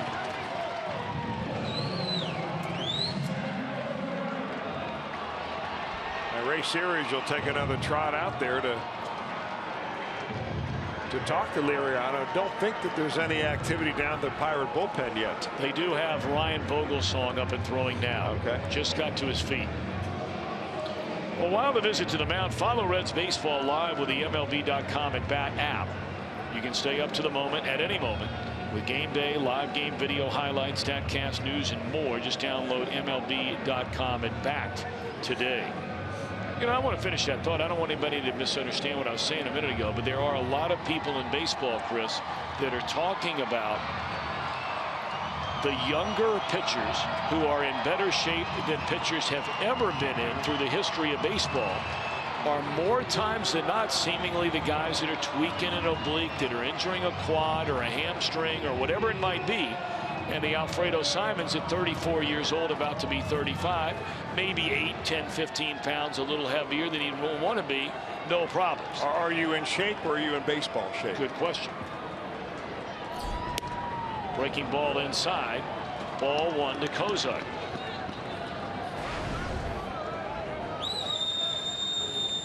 Boy, a chance to be real selective right here. Just keep telling yourself, bring the ball up. 1-0 delivery. And he started to. They appeal. He did not go around. 2 balls and no strikes. Well, this is the action pitch right here. You know, you hear hitters talk about it all the time, and we referenced it the other day with Bruce on a 3-1 count. Bases loaded, 2-0. Cozart a big deep breath and look for one that he can hammer. But it's got to be in a strike zone. You green light him here? No. This guy's walked 4 guys and hit a batter. Would you? No.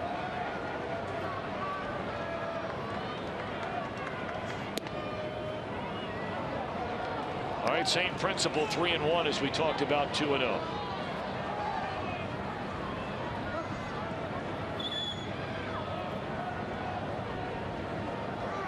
Can Cozart make Liriano pay? Well, that's a dandy pitch on 3-1, man. That's a big league pitch. You can see why his slider is so deceptive. I mean, he sells that baby like a fastball. Comes in there nearly 10 miles an hour slower with fastball motion. Just grazes the outside corner. 3-2 on Cozart. Came with a fastball and beat him after throwing that slider, but Cozart's still alive. Reds had the bases loaded the last inning, nobody out. They managed just 1 run. Here they have them loaded with 1 out. Thanks to a hit batsman, a single, and a walk.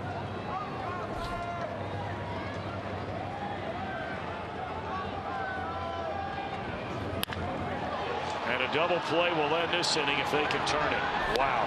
That is back-to-back innings where the Reds have missed a golden chance to blow this thing wide open.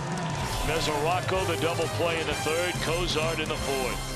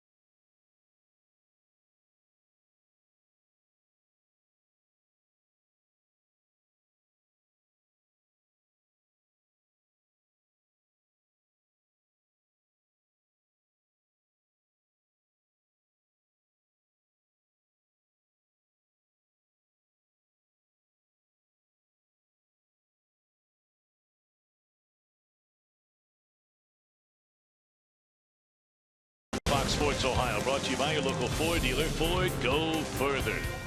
And by Cincinnati Children's, ranking 3rd in the country on the U.S. News Best Children's Hospitals in America. And we always like to send out a special hello to those watching tonight over at Cincinnati Children's. We're very excited to continue our battle to try and find a cure for so many terrible, terrible diseases that strike so many of us, and especially tragic when it strikes our children in this world. And all the incredible work they do at Cincinnati Children's. Big Celestial Ball tomorrow night. Susie and Bob Castellini, along with the Reds Community Fund, will be honored by Cincinnati Children's Hospital. And you will be emceeing that. I will be emceeing that event. I am honored. That's a great honor. I'm a member of the foundation board over at Cincinnati Children's, and the work they do over there, and it is just beyond belief. Suarez can't find the handle. I would imagine that will be a certified error. because if he fields it cleanly the first go round, McCutchen is out.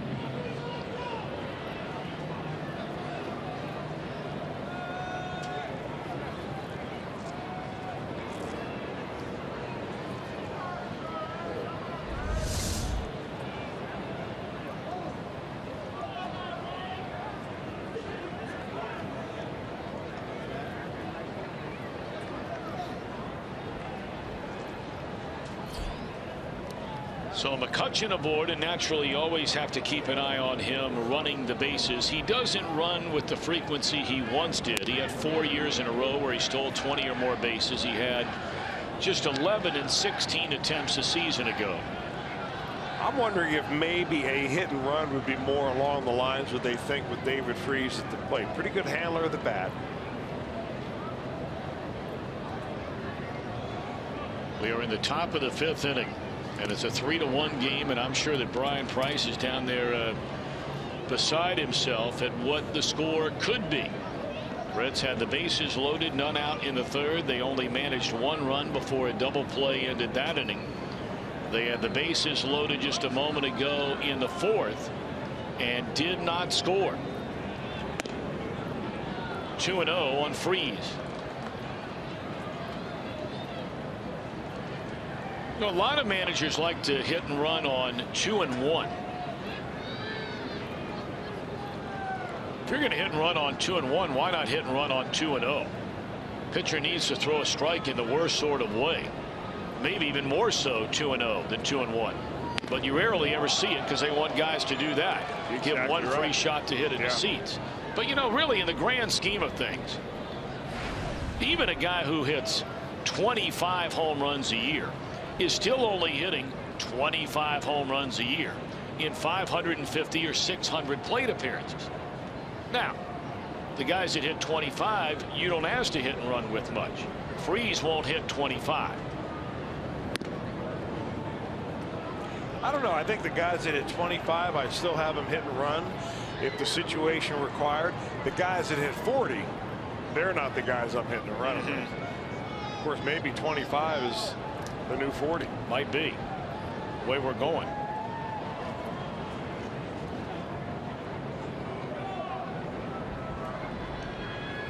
Three and one to Freese, and there's ball 4 in trouble of ruin here in the Pirates 5th. Get the error by Suarez, now the walk to Freese, and here comes Marte. Yeah, we were commenting on the number of pitches that Francisco Liriano has thrown in the first 4 innings of this ball game. Well, Alfredo Simon is ready to deal up pitch number 83. So neither of these pitchers have been exactly efficient with their pitch count tonight. Well, the 2 innings that have really hurt Simon are the innings where he retired the 6 and 7 hitters back to back to start the inning, and then really became extended thereafter by allowing hits to the 8 and 9 hitters. And now he hits Marte on the first pitch, and they're loaded with none out.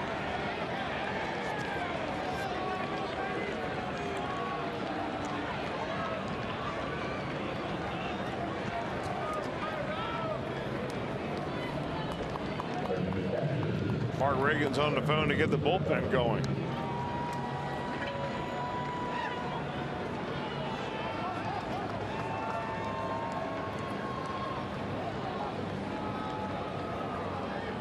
He'll walk out to try to give that bullpen just a little bit more time.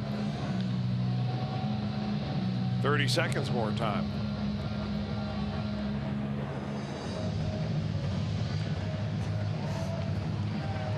Well, while we have a moment, let's bring you some news and notes around Major League Baseball. The Dodgers, of course, have the 3-game scoreless inning streak in blanking San Diego the first 3 games of the season. My oh my, did that change against the Giants yesterday in San Francisco's home opener. Speaking of the Padres, they took out a lot of frustration after getting shut out the first 3 games, scoring 13 in Denver today. And how about Trevor Story? He was the first player in Major League history to hit a home run in each of his first 3 games. He hit 2 more today. Wow. and has homered in each of his first 4 major league games. Here's Cervelli. Cozart will throw to third. They get the out there. A run scores to make it 3-2. That's a nice play by Zach. Well, his only play, and it was a good heads-up play by Suarez to make sure that he was on the bag waiting for the throw.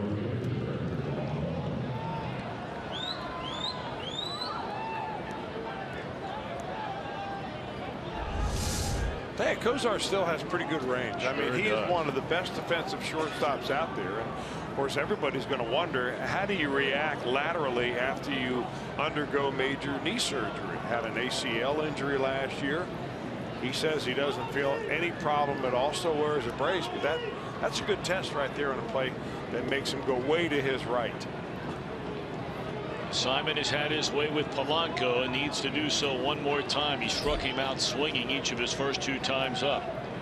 Reds lead down to 1, and the Pirates have 2 on with 1 out, and there's strike 1 on the outside corner.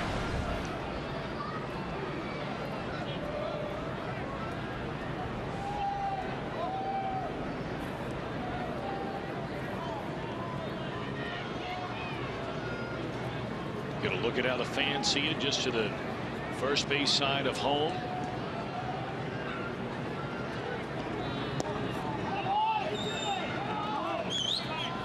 One and one.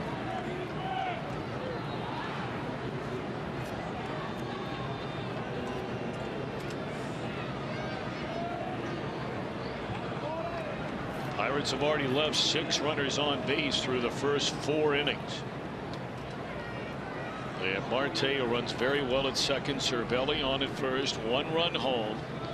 And a 3-2 Cincinnati lead. We're only in the 5th. Good block there by Mesoraco, preventing Marte from advancing. 2 balls and a strike.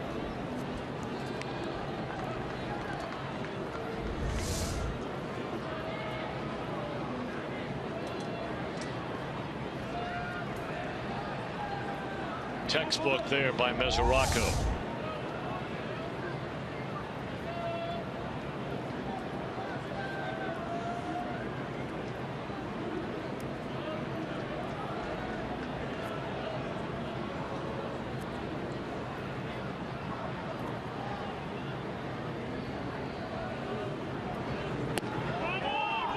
Three balls and a strike. Reds have action in their bullpen. Caleb Cotham, the right-hander, is set to go.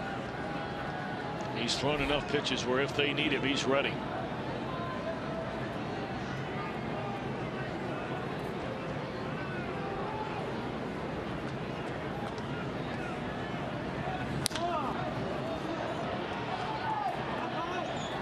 Three and two now on Polanco.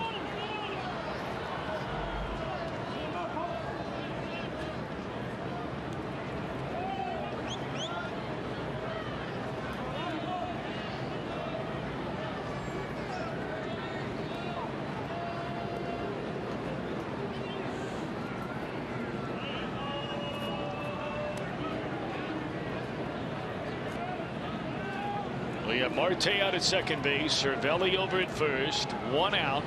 3-2 pitch. Struck him out for the 3rd straight time. It came all the way back from 3-1 behind.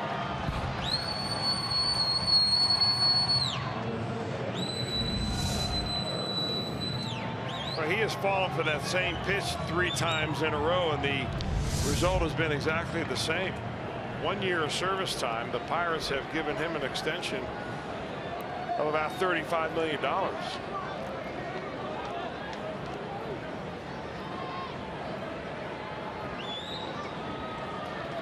Harrison 0 for 2 has hit the ball on the money once. He lined out to shortstop. His last time up, he grounded out to Suarez at third. 0-1 the count.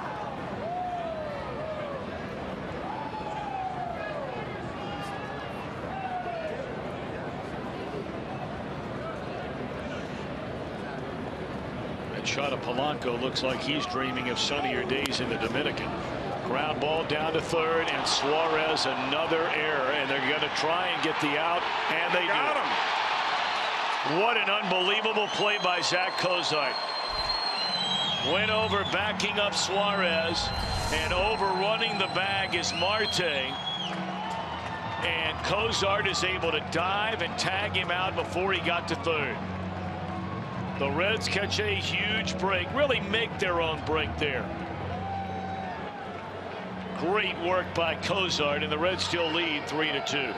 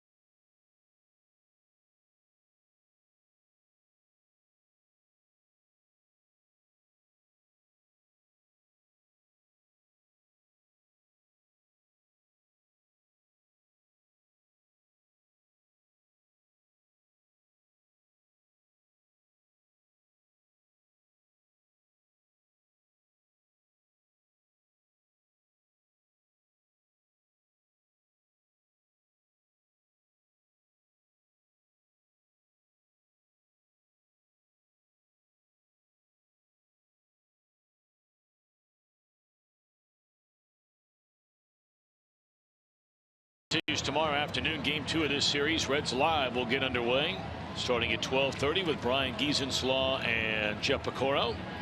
April in the OHIO presented by Meyer. Of course, Jim Day will also be a part of Reds Live tomorrow, as he is each and every day. Every day is Jim Day all day.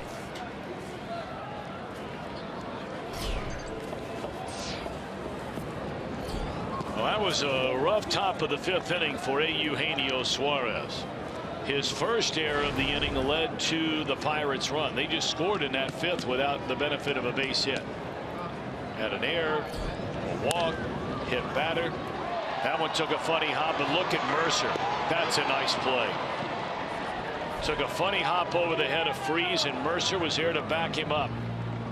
I wonder if it ticked the glove of the third baseman, Freese, and right man, right spot, right time.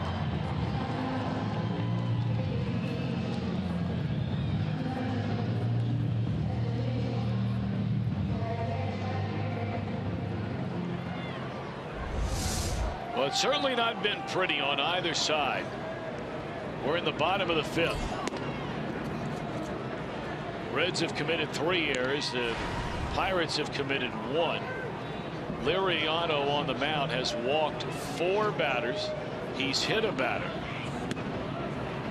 The Reds offensively had the bases loaded with nobody out.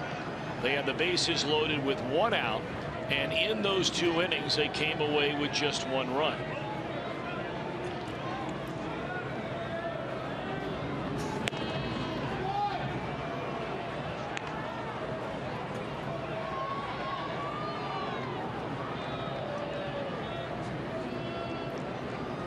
And 2 the count on Votto. Joey is knocked in a run with a ground down. He's drawn a walk, and he's gone on strikes.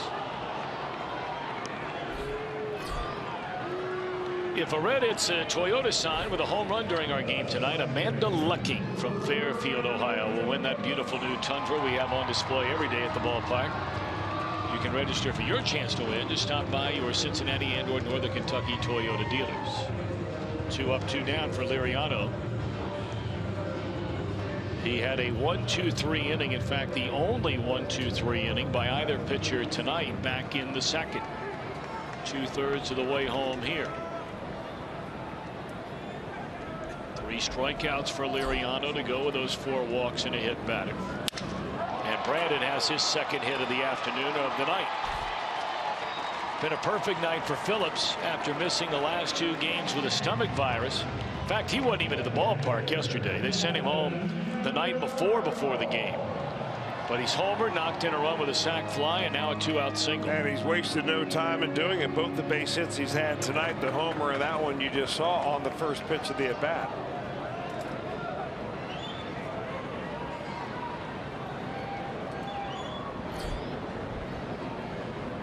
Here's Mesoraco.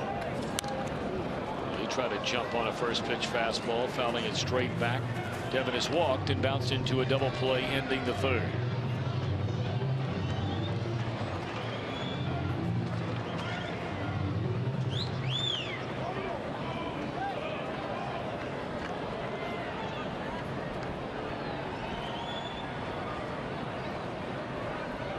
All 3 infielders between the second and third base bag. Of course, the other one's holding the runner on, and forget about that now, as that gets through Cervelli and Phillips into scoring position.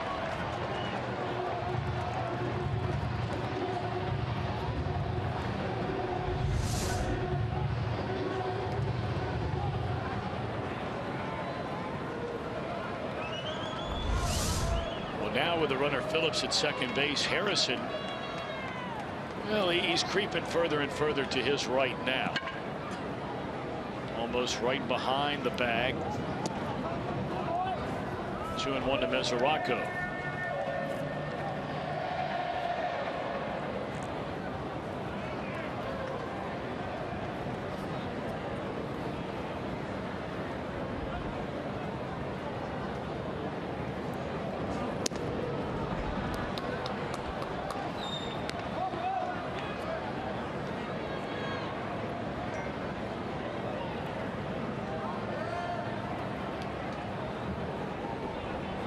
You wonder if Mesoraco is going to get much to hit here with a left-handed batter on deck. And he chases off speed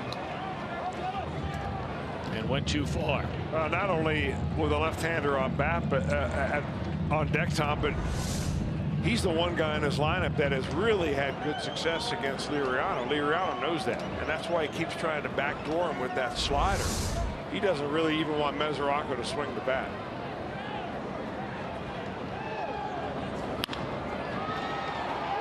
Off the glove of Freeze. Here comes Brandon to the plate. Throw there, and he's out. Boy, we have seen some wild plays in this game already.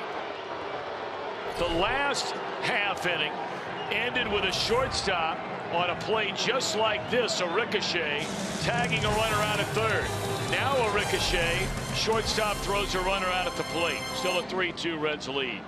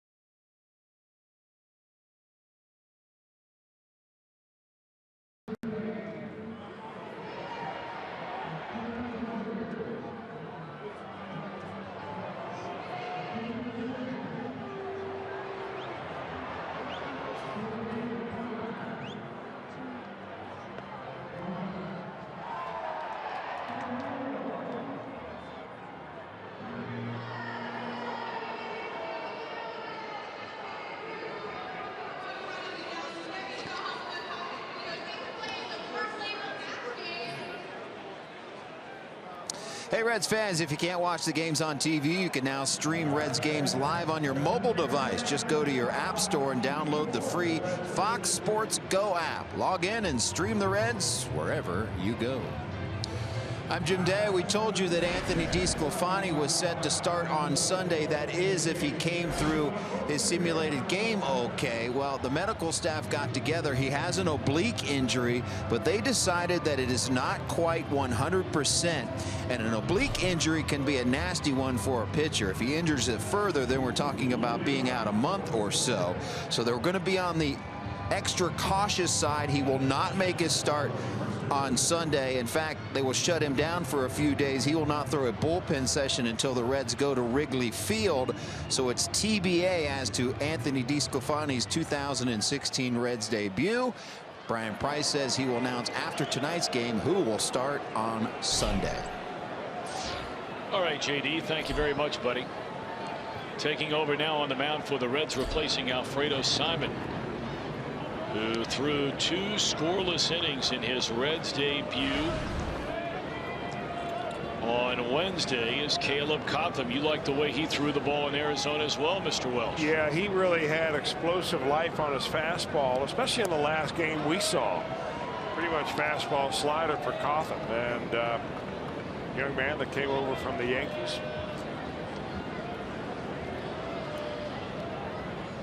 Well, the night is about to be over for the Pirates starter Francisco Liriano. This is Jordy Mercer, the number 8 hole hitter. Count of 2 balls and a strike, and they have a pinch hitter, Colin Figueroa, waiting in the on-deck circle. So Alfredo goes 5, allows 5 hits, 2 runs, 1 earned. He walked 2, he hit 2, and struck out 7. 2 and 2 to Mercer, who's 2 of 2 in the game.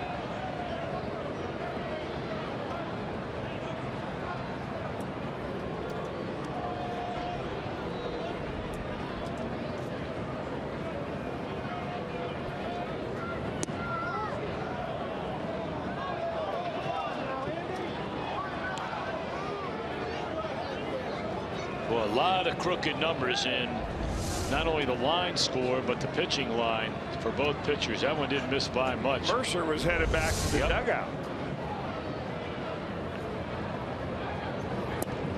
And now he's headed to first base. How about that? I mean, even Mercer thought the previous pitch, a slider at the knees, was a strike, and he was on his way. And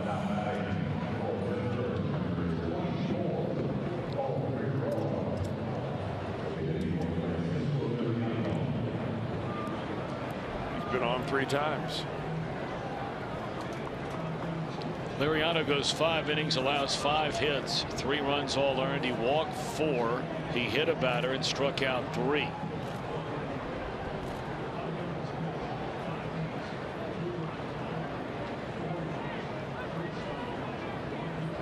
Well, Simon and now Cotham, neither one has retired the number 8 or number 9 hitters in the Pirate lineup tonight. Mercer 2 hits, now a walk. And the pitcher Liriano had 2 hits, including a run scoring double. And it's ball 1 to Figueroa. Made his major league debut in 2014.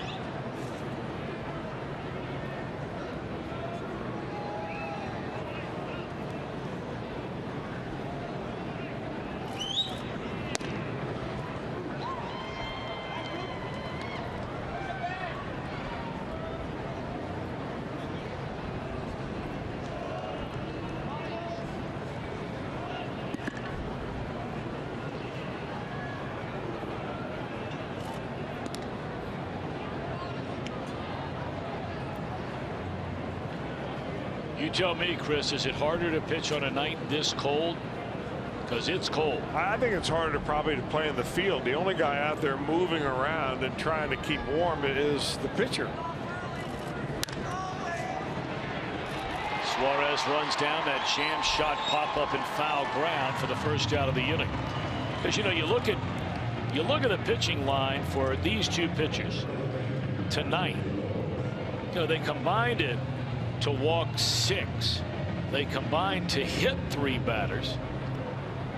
It makes you wonder, you know, are they able to get a good grip on the baseball? Well, that's the one thing. When it's cold, you do have a tendency to, the baseballs feel cold. They don't have good grips on them. But I mean, your body doesn't get cold out there. Your fingers may get cold. There are ways to get a good grip on a baseball on a cold night. Just can't talk about them right now. Say, what would that be? Show you back behind the dugout. I may even still have some of that stuff sitting around. I think you do. I went to grip a cup of coffee a little while ago, and I had to get a chisel to get it off my palm.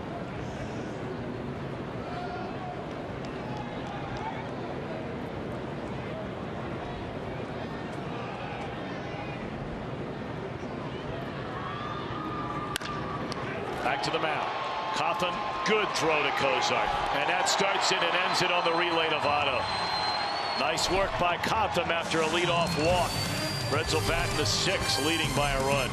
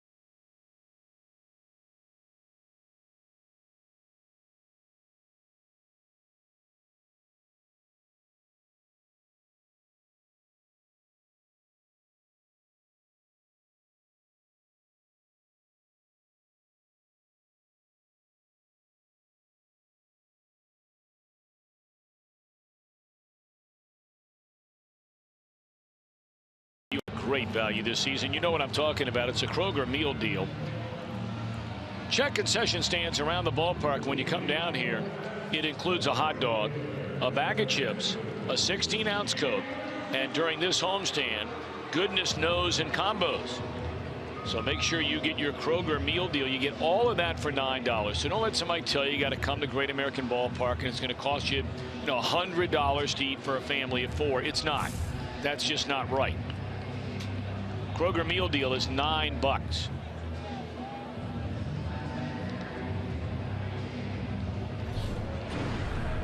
Ryan Vogelsong been around a long time. He really has, and he's played with 2 different teams. Came up with the Giants, then pitched for the Pittsburgh Pirates, then went to the Giants again. In fact, he became part of that 2014 World Series champion team, and here he is back where he really got to start as a starter, which was with the Pittsburgh Pirates. If I'm not mistaken, he had a stop overseas is where he really got it all together in between the first 2 stops, or in between the second and third stops. He did. Had a real rough 2004, and then by the time 2007 and 8 came around, he was injured, ended up in Japan playing for the Oryx Buffaloes, and really rejuvenated his career. Fly fastball, not overpowering. 89 to 92 sinker for the most part. Slider. He gave the Giants a lot of good work there. He did.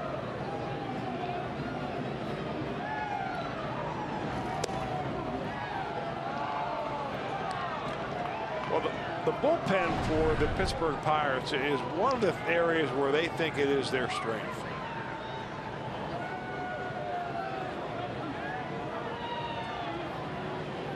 2-2 on Jay Bruce. Reds 3-2. Leaders here in the bottom of the 6th inning.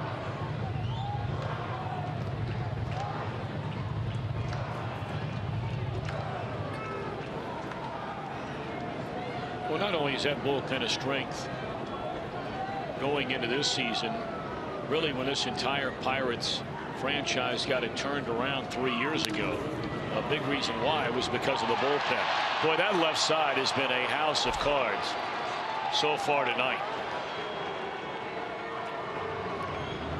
Both third basemen are having a tough night on defense. You know, I like the idea by Jay Bruce. I mean, I know that this ball probably should have been caught. David Freese, the third baseman, playing over in the shortstop spot, and he had to go over towards third to get that. But that just goes to show you that Bruce going with that pitch, trying to hit it away from the shift. I like the effort. I really do. Suarez has a pair of errors down at third tonight. Freese should have 2 errors. That's his first. He was bailed out by the shortstop at the end of last inning. And now the batter, Duval. Well, let's see if the Reds can finally take advantage of the Pirates' miscue. They have had a pile of chances to score a lot of runs in the game so far here tonight. They do lead by a run, 3-2.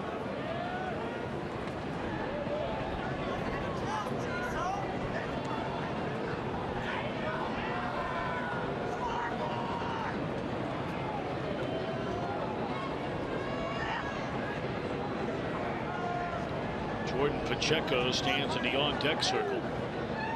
That is the pitcher spot due up next.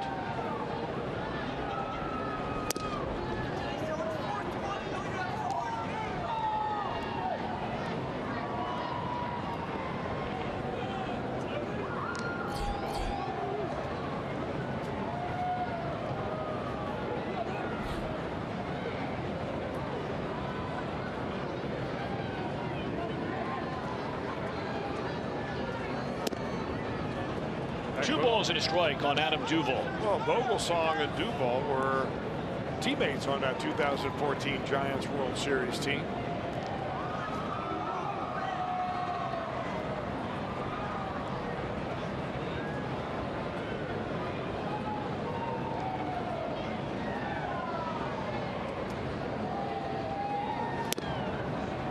Off the inside corner with a fastball at 90 miles per hour, and it's 3 balls and a strike.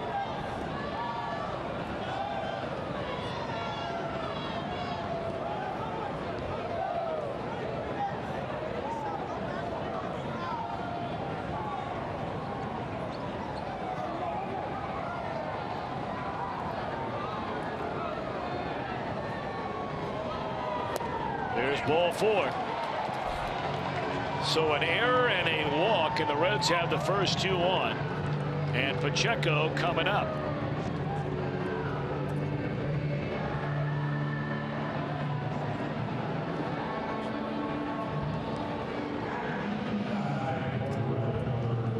Now, if you're wondering about Pacheco, I mean, this is a situation it screams for a sacrifice.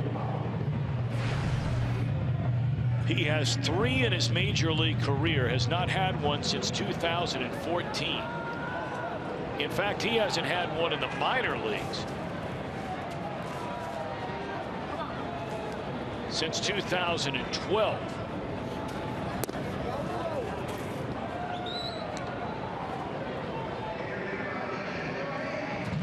That's ball 1 on the first pitch. He did not show bunt.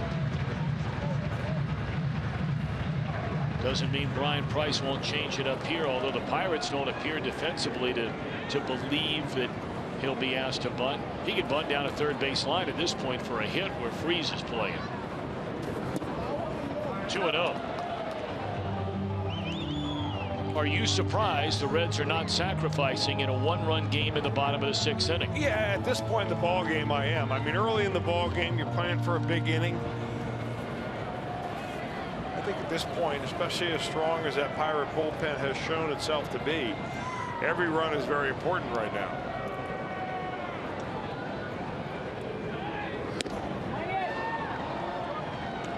2-0. He took a big swing at it and came up empty. Well, the Reds have really done their job with runners in scoring position first 3 games. 8 for 17. They lead the league in that category after 3 games. Tonight, 0 for 4 with a couple of double play balls.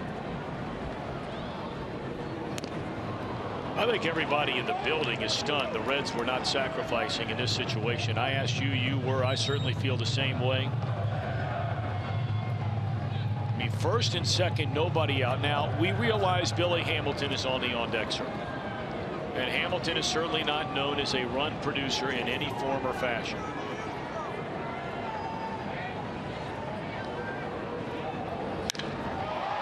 Well, he's going to advance a runner on to third base at the minimum. So in essence, the same as a sacrifice, because both runners are going to try and tag up, and both will successfully. So in essence, it turns out the same as a sacrifice. Pacheco hit that ball a long way.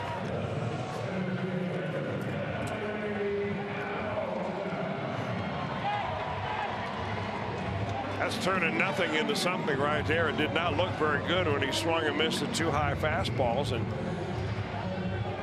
that's a nice team. That's a nice team at bat right there.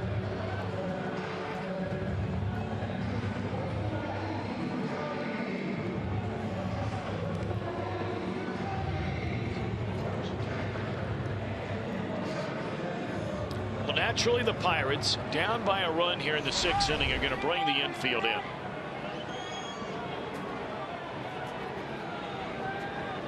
Runners at second and third, 1 out. Hamilton the batter. And he's down a strike. Billy is grounded out to second base. That was on a bunt attempt when he pushed the ball to the first base side of the infield grass, and Josh Harrison alertly came in, scooped it up, flipped on to first in time. Billy walked his last time up. It's funny, you know, you preach to Hamilton, preach, hit the ground, hit the ball on the ground. And this is a situation where, at the very minimum, you wouldn't mind seeing him lift something deep into the outfield to play to run.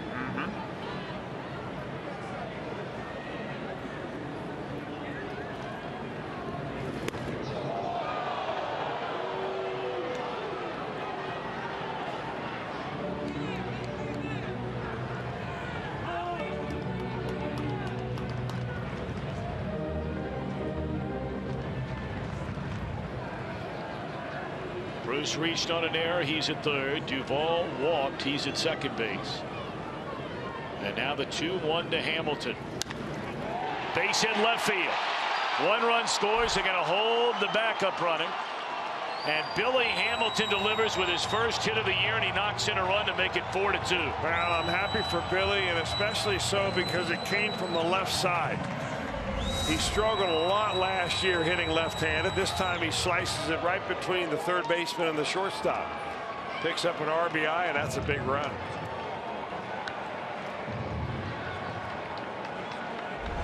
There was talk last year Billy didn't want to hit left-handed anymore. You find a couple of holes that way hitting left-handed, and you'll forget all about that talk.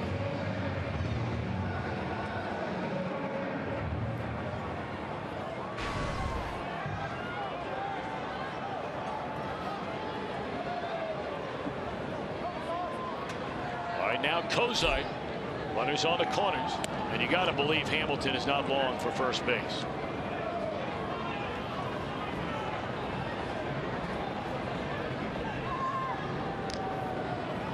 Zach 1 of 3 would love to make up for that double play he bounced into with the bases loaded and 1 out, ending the 4th inning. A chance to play to run here. There goes Hamilton. And he'll take second, his first stolen base after his first hit.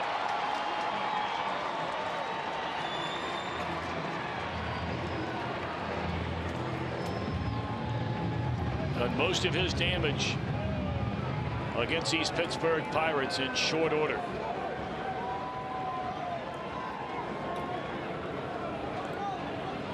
A single this time would almost assuredly score a pair. 2 balls and a strike on Cozart.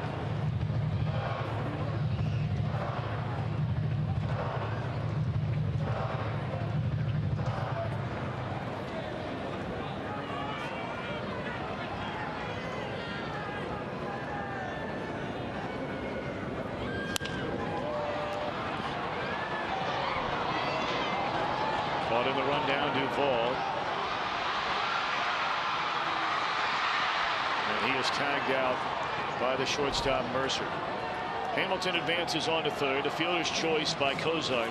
2 out in the inning. That's really no different than having the third baseman pick up the ball, throw to first with nobody going anywhere. You still end up with second and third, and it was a good job by Duvall to have one more throw in that rundown so that they can move the runners up.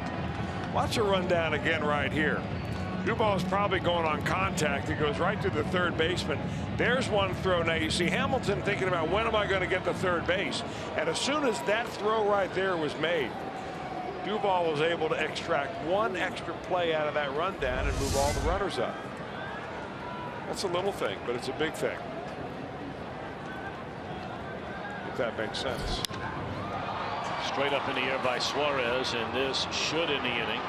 McCutchen is there, and that's that. Reds get a run. We go to the 7th. Reds 4, Pirates 2.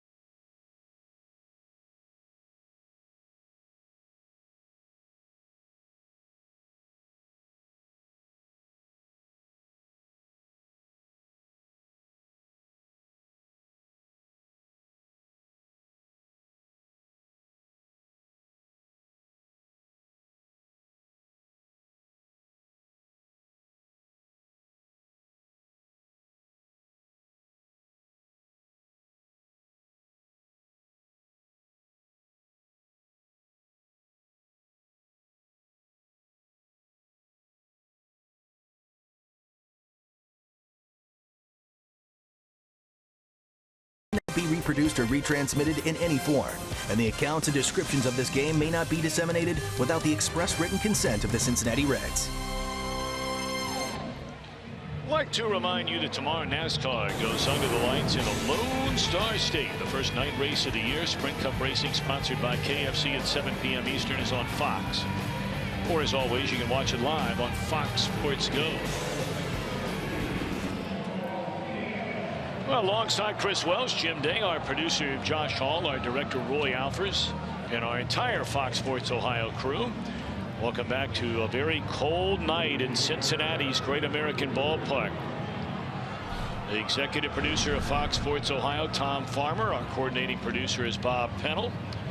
Our associate producers, Matt Sigafus and Lauren White. Jumbo takes over on the mound. Jumbo Diaz following Caleb Cotham, who worked a scoreless inning with a walk. Reds have a 4-2 lead. They need 9 outs from the bullpen. Third game already for Jumbo. At this rate, he's going to pitch in about 125 of them on the year. But that's all right. He plans to be the setup man right in front of J.J. Hoover. Here he comes in the 7th inning with a 2-run lead.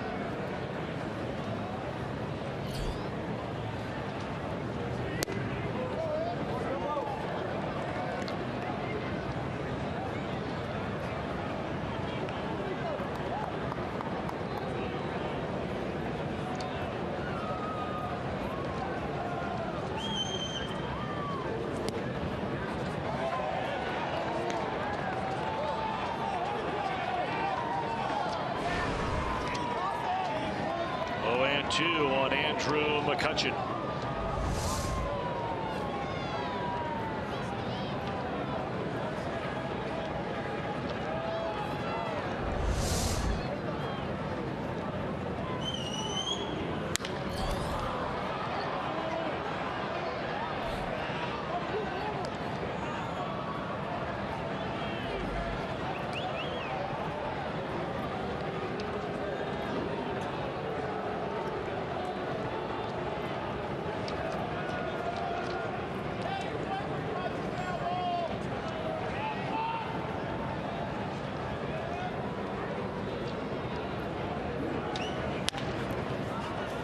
Dennis Suarez. And his throw is in time. Votto having to reach up to get it. And that's the first out.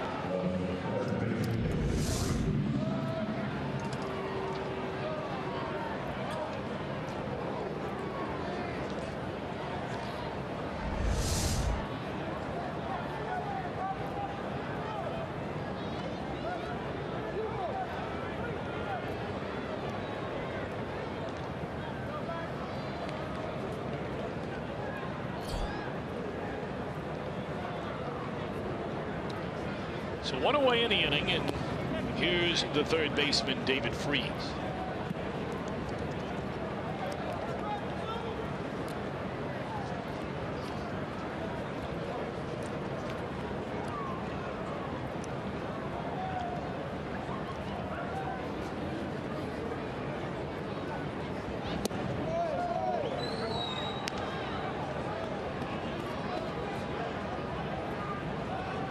Reds have the left-hander Tony Cingrani cranking it up in their bullpen. You have a left-handed batter in Marte next, but you know, look, when Jumbo's going good, it doesn't matter if it's left-hander or right-hander. He's getting outs. That's a foul ball.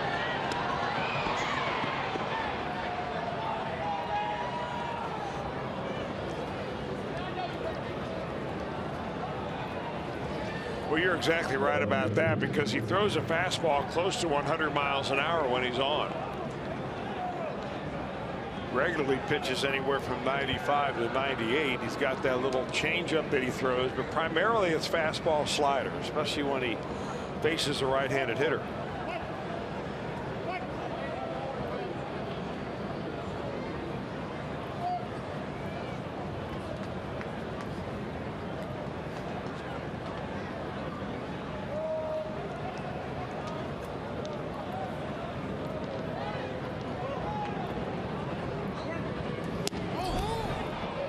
Big fella trying to get one on the outside corner to Freeze. Instead, it's 2 balls and 2 strikes.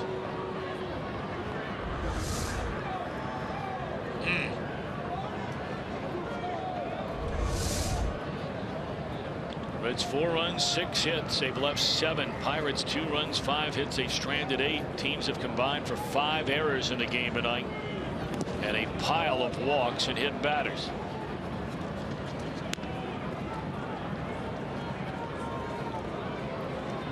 Nine walks issued by the 2 teams on the mound thus far, and we're only in the top of the 7th inning.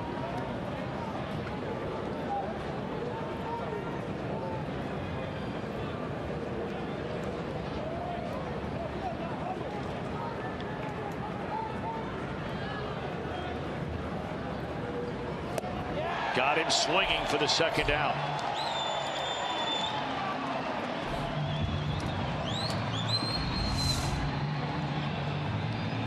Kind of came back after he ran the count with a little slider. I think Freese probably looking for fastball right there. That's a dandy of a pitch for Jumbo.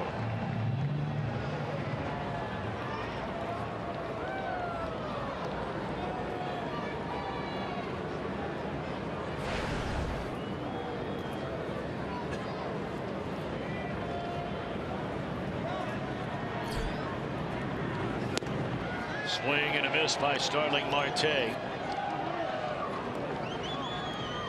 One thing Jumbo Diaz does, it must really be difficult for right-handed hitters, is that he pitches from the very extreme third base side of that pitching rubber. So when he throws that slider, to a right-handed hitter, it looks like it's breaking 3 feet.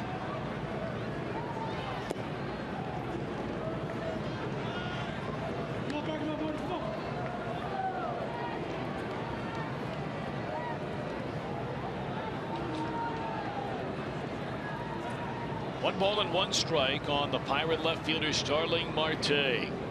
1 of 2 in the game has been hit by a pitch, and an infield hit back into third.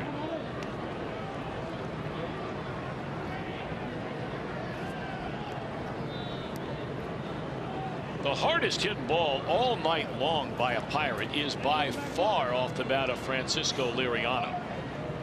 His double up the first base line all the way back in the 2nd inning to drive in 1 of their 2 runs. Everything else has been an infield hit or a little dink or a dunk here and there, but they're only 2 back in the 7th.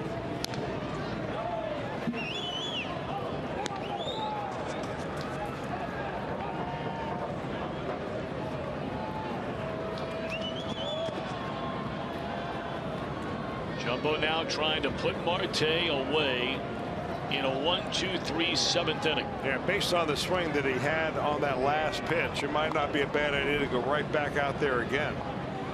Another little slider down and away.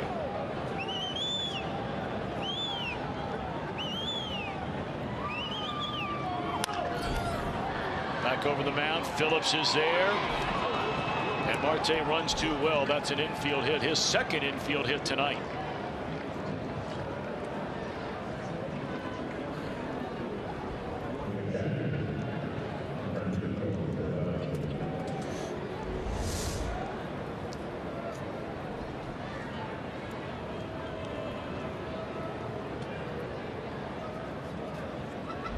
That's a veteran move there by Phillips. A lot of times you see guys force that throw. They throw it into the stands. Runners in scoring position. Next guy base hits a 1-run game. You're right. Only something bad can happen from then on. Sure. That's why they give you a pocket in the back of your uniform. Marte trying to get to 2nd. And he will get there with a stolen base. Yeah, that's the one little deficiency, I think, in the game of Jumbo Diaz. He's a big guy, and it's hard to really be too compact to the plate when you're pushing 3 bills. And even though it was a high fastball, Marte just got too big of a jump.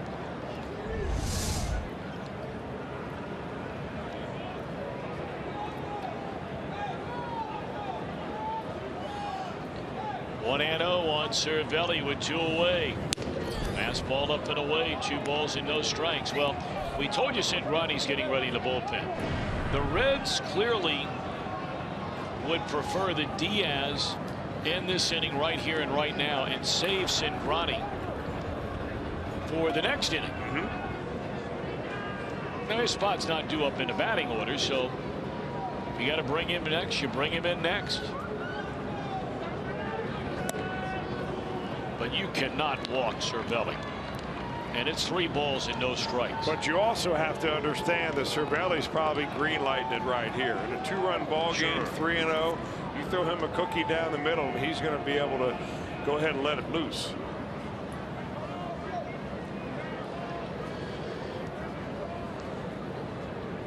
Marte, an infield hit with 2 outs here in the Pirates' 7th inning. The Reds with a 4-2 lead, and Diaz now the 3-0 delivery. And he walks him on 4 straight pitches to put the tying run on base. And that'll be it for Jumbo. It's one thing to have just a little bad luck on the infield hit. But where the Reds get frustrated with Diaz is what just happened with Cervelli. So now they got to come get him. So this will be our Skyline Chili call to the bullpen. The left-hander Tony Cingrani will come on to try and take care of Polanco.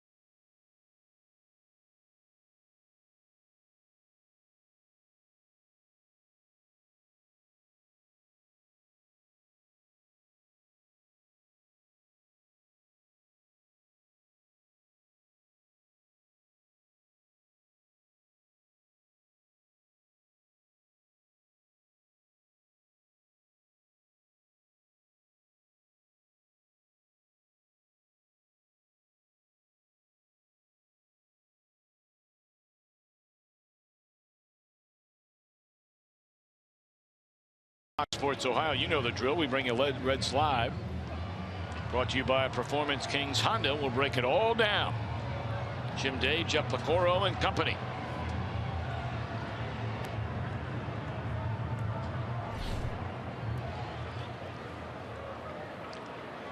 So here comes a left-hander, Tony Cingrani. He has had a spectacular spring. And in 2 games so far in the regular season, 3 strikeouts, 1 walk. Has been very good. Yeah, he's been healthy. I think that's been the deciding factor for Cingrani. This matchup has happened 3 times in the past. Polanco over 3 against Cingrani.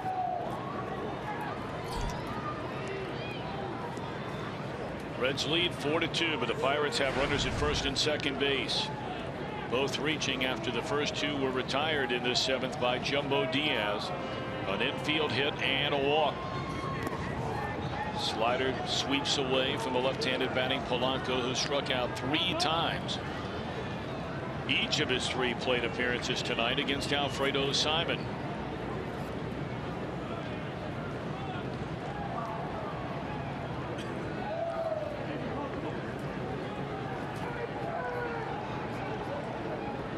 Big at bat in the game, and Cingrani has missed badly on the first 2 pitches.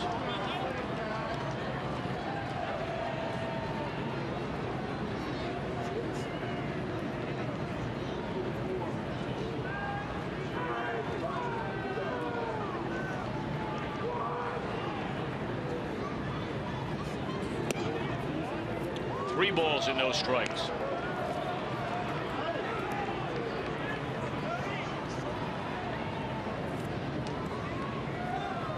In his career against left-handed pitching, Polanco is a 183 batter in over 200 career at-bats, and you've just walked him on 4 consecutive pitches.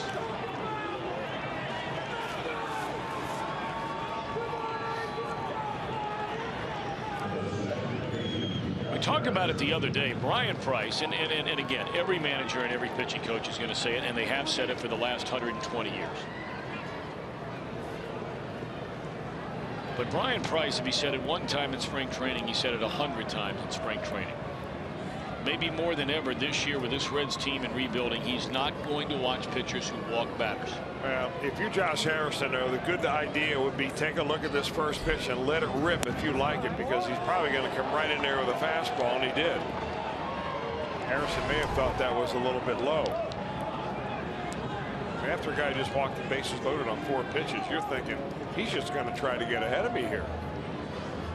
Well, you've walked the tying run in a scoring position now. And Cingrani comes right back to get ahead of Harrison, and no balls and 2 strikes. Well, it's almost like Cingrani feels more comfortable with the righty in there than he does the left-hander. Or it just took a few extra pitches for him to get his footing down.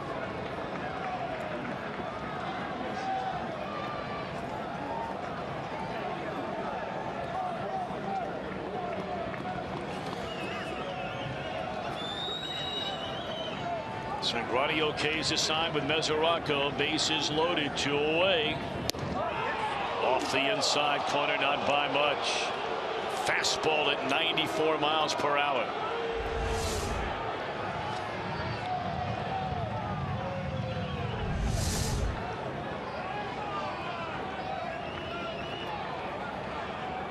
Cingrani ahead of Josh Harrison, and a ball and 2 strikes.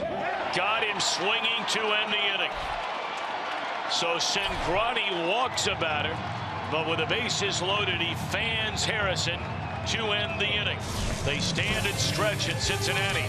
The Reds still lead 4-2.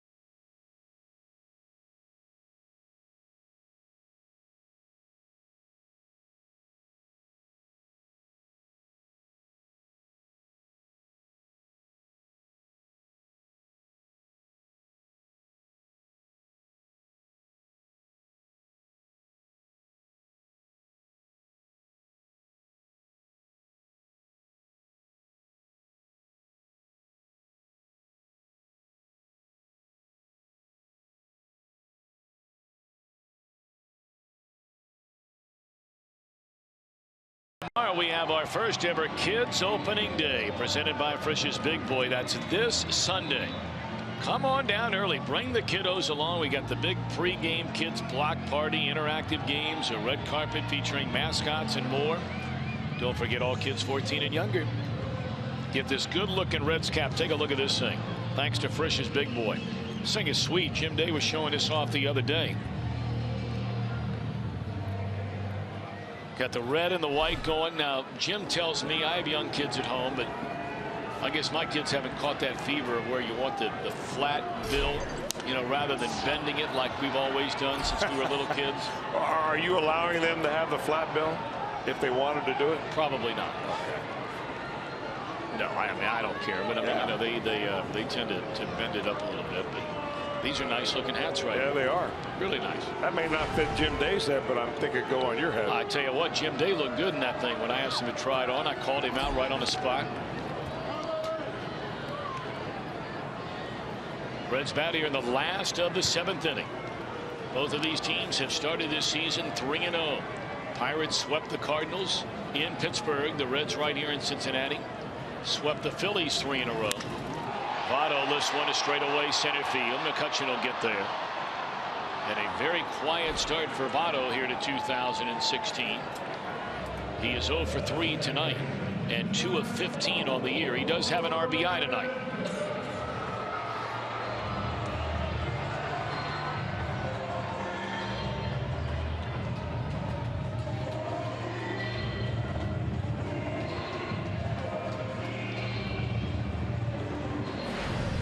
It has been a very good night in the return to the lineup for Brandon Phillips. He played on opening day, came down with a stomach virus, missed the last 2 games, 2 for 2.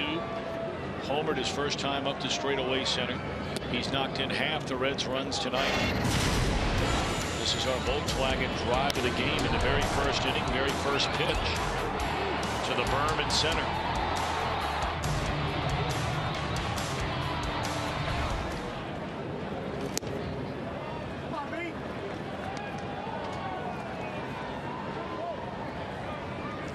Well, we told you on opening day that Brian Price had made the decision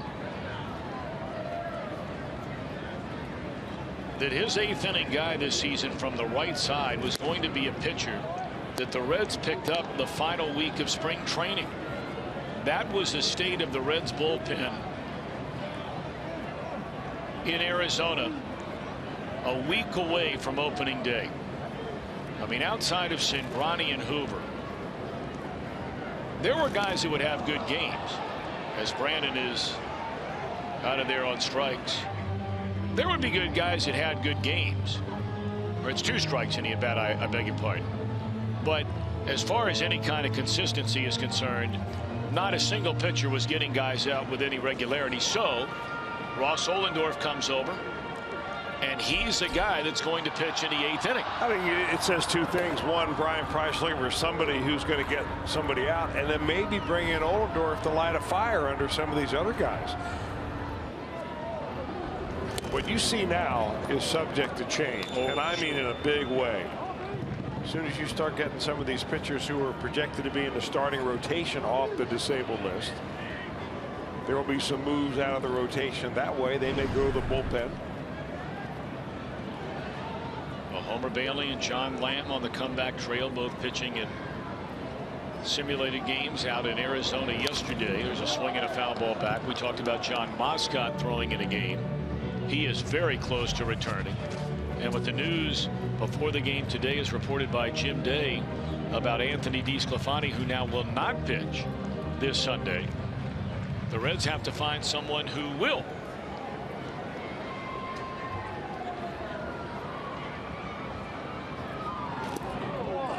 Brandon draws a walk. What a night it's been for Phillips. Home run, sac fly, RBI, single, and now a walk.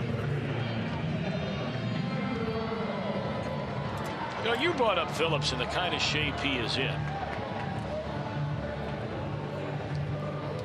The Reds media guide lists Brandon Phillips at 210 pounds. He is playing right now before this recent stomach virus right around 195, 196 pounds. And it wouldn't be a surprise if he's lost 2 or 3 the last couple of days. This is the lightest Phillips has been since he joined the Reds in 2007.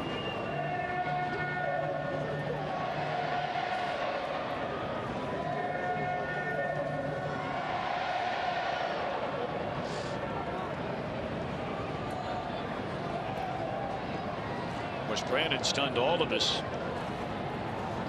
the way he ran last year.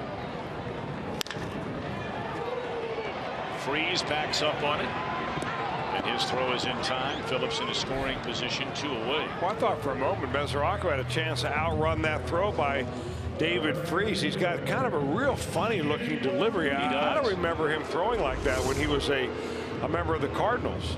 This ball down the line, he better put something on it, but he just kind of lollipops that ball over there. Well, just enough. Kind of like what they used to call David Eckstein. You never thought it was going to get there, but it would get there just in time. What a nice career he had. Boy, good player. All right, now Jay Bruce, and taking off for third is Phillips. He gets away from the catcher. Is he going to try it? Here he comes, and Phillips will score.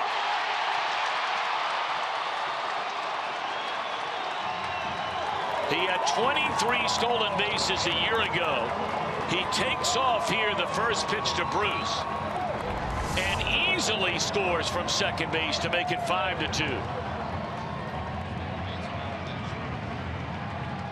Well, against the Pirates, Brandon Phillips has specialized in taking 2 bases on a stolen base. I think when they first started with the defensive shift, Jay Bruce at the plate, Phillips was on first base, and he ended up going from first to third on a stolen base. Long time ago. Well, you still can't take away what speed can mean in a game of baseball. Phillips lighter than he's been in years and really moving well. He's had a big night.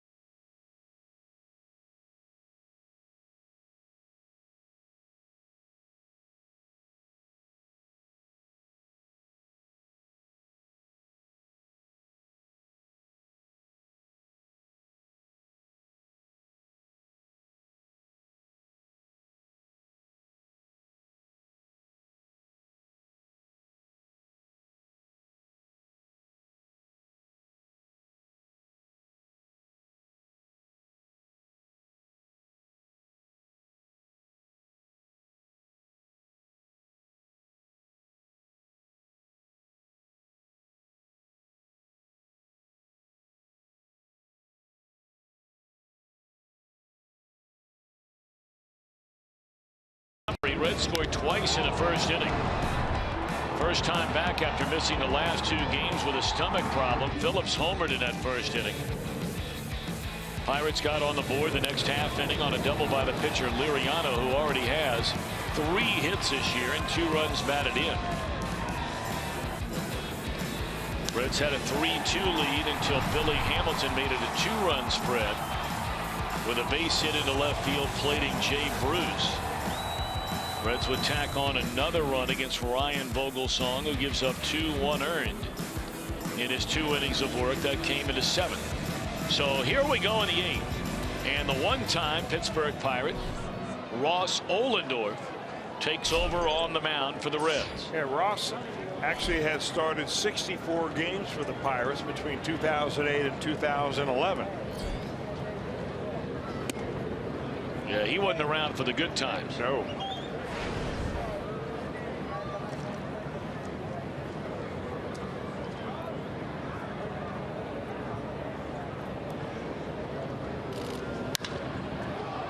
Mercer lifts a fly ball to Jay Bruce in right. That takes care of him to lead off the inning. And now Matt Joyce will come up and bat for Vogelsong.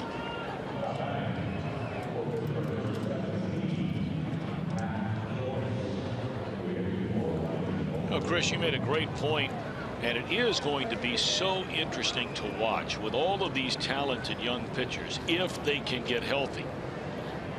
And the Reds have a pile of them right now that are hurt or coming back from injury. And of course, you throw in all the talent that's not hurt that's still in the minor leagues. It is going to be fascinating to watch this Reds pitching staff and how it evolves this season. Phillips cradles it like a baby right in the belly. 2 away here in the 8th, and Rollendorf has retired 2 batters on 3 pitches.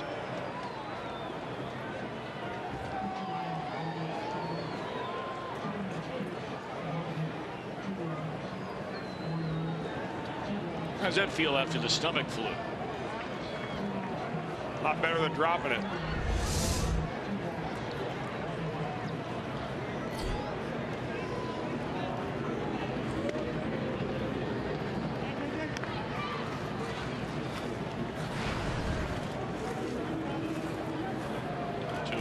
Jaso 0 for 3, walked leading off the game. Alfredo Simon is still the pitcher of record in this one. So too is a Pirate starter, Francisco Liriano.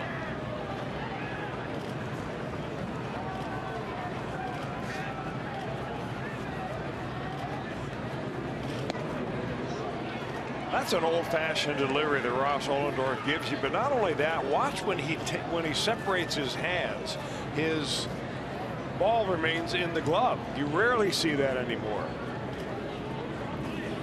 Yeah, that's about as old school as it gets. Yeah, I mean, normally what you see is the pitcher get that grip on whatever pitch he's going to throw, and he's going to hold that grip in his glove, and he's going to hide it and conceal it from the batter, and he's going to throw his pitch.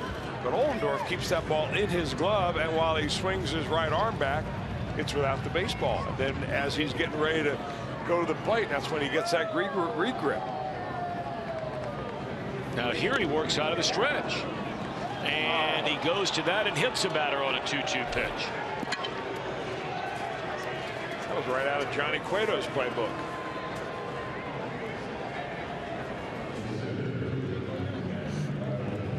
Not the hit by pitch, but the abbreviated windup.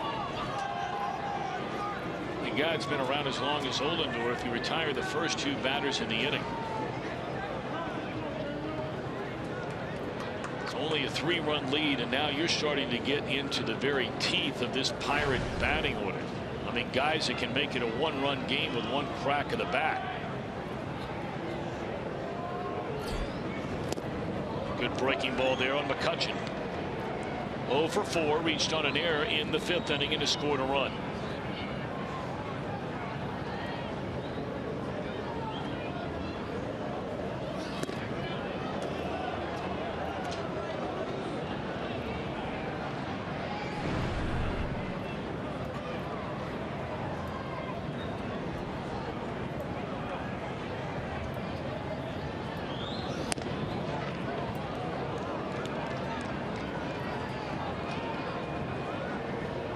Ollendorf was on the way out from Pittsburgh right at the time McCutchen was starting to become the star that he is now. And now all of a sudden Ross having a hard time throwing strikes, and you can't help but go back to that pitch, and it may not mean anything if he retires McCutchen here.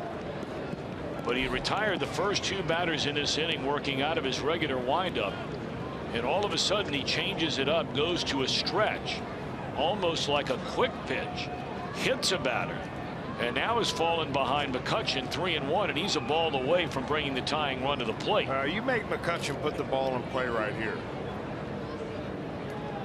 Even a home run, you keep the lead.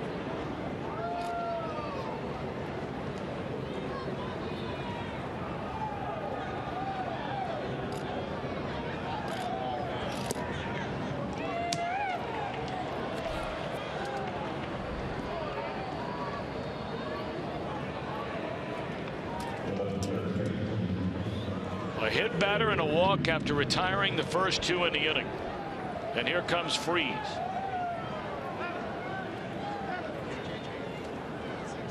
Well, this is the kind of game, if you're a pitching coach or a manager that is a former pitching coach, as is the case with the Reds, this is a videotape by and large that you will burn and never look at again. This week only, T-Mobile customers get a free season-long subscription to MLB.tv. Go to T-Mobile.com/MLB and sign up now. Liriano walked 4. Vogelsong walked 2. Simon walked 2. Relievers Cotham, Diaz, and Grani walk 1 each. Ohlendorf hits a batter and walks a batter with 2 outs in the 8th inning. And now the tying run comes to the plate. David Freese has been hit by a pitch, struck out twice, and drawn a walk.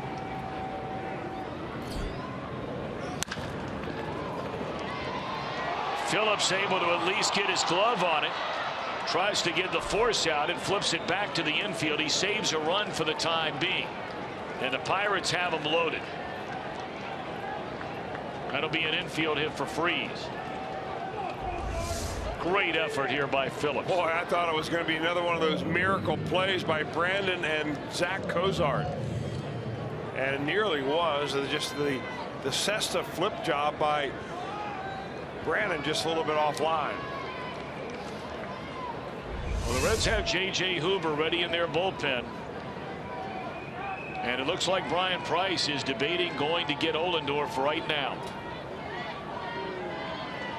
Here he comes. So Ohlendorf given a golden chance, and you can't help but go back to that pitch and just wonder why. Ohlendorf retired the first 2 batters in the inning. He had 2 strikes on Jaso, the batter at the plate. And rather than doing what he had done the entire inning, he all of a sudden pitches out of the stretch, almost in quick pick fashion. He hits the batter, he walks the next batter, then allows a single to load the bases. Well, he opens it up for speculation, no doubt, Tom, but I got to figure a guy that's been around as long as Ross Ohlendorf knows himself enough to know whether he can do that or not. Game on the line. When we come back, the Reds will use their closer in the 8th inning.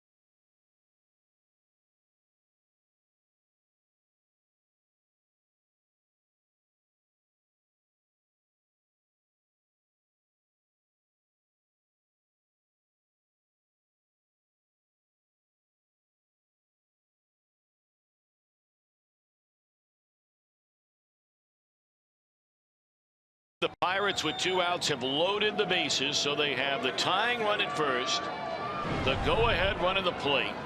Starling Marte, the batter, and J.J. Hoover in his first year as a Reds closer comes on to face Marte, and it's ball 1. Hoover has seen Marte 14 times and retired him 13 of the 14.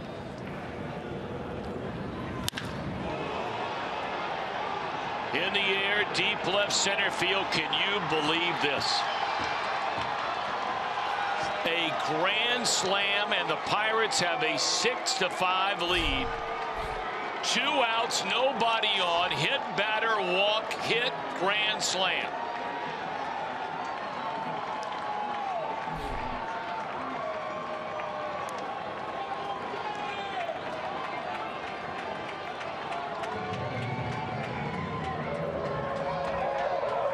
Boy, talk about hanging a breaking ball up in the wheelhouse. This is a definition of it right there.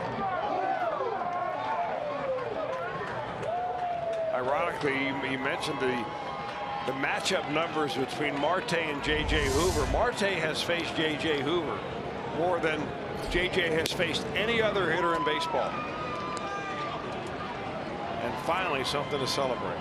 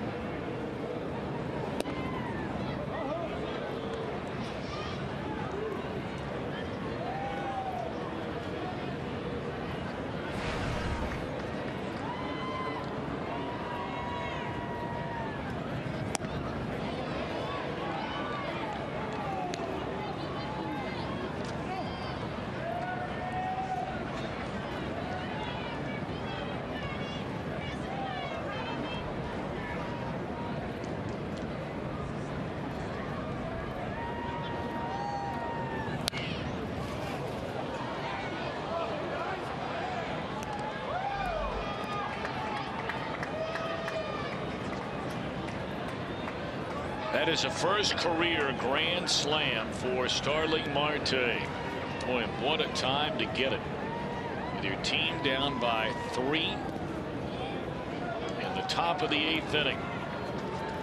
The first 2 batters were retired in this inning by Ollendorf. And he had a 2-strike count on Jaso before he hit him with a pitch. He then walked Andrew McCutchen. David Freese had an infield hit. Out went Ollendorf. In comes Huber. 1-0 pitch hammered to the seats. Reds still have 2 more cracks at him. This game's not over yet. Reds are down 6-5.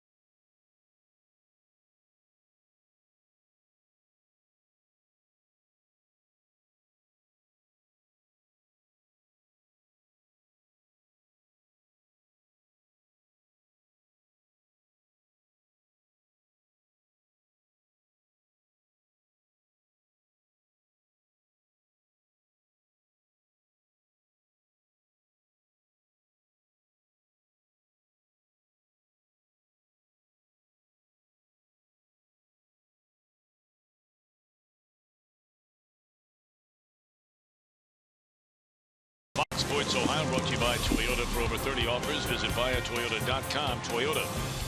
Let's go places. along the banks of the chilly Ohio. A frigid night in downtown Cincinnati, and that first base side dugout just got a lot colder. Reds had a 3-run lead 4 batters ago. 2 outs, nobody on in the Pirate 8th inning. They get the grand slam from Marte and now lead by a run.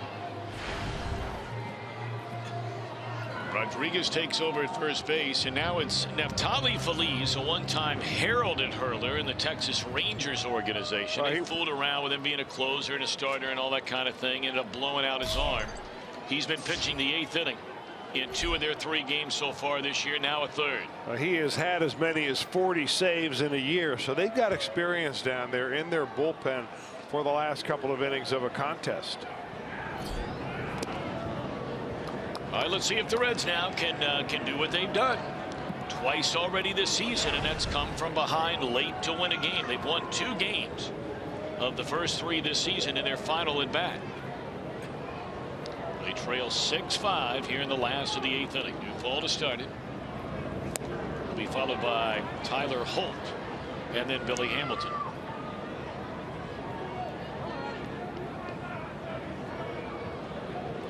The Reds have Schebler available on that bench.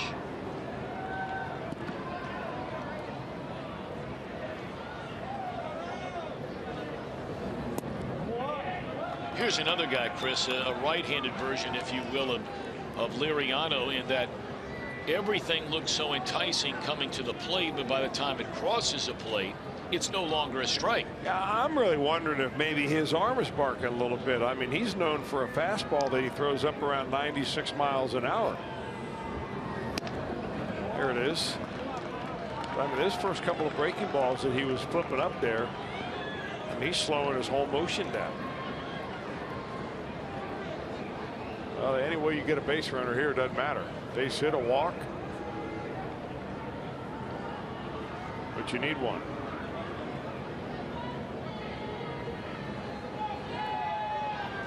Three and one on Duvall. And a borderline strike, high strike. 3-2. Now remember, this height of the strike zone is the halfway point between the top of the belt and the shoulders as the hitter takes a swing. Well, that ball was outside. Sure was, and high.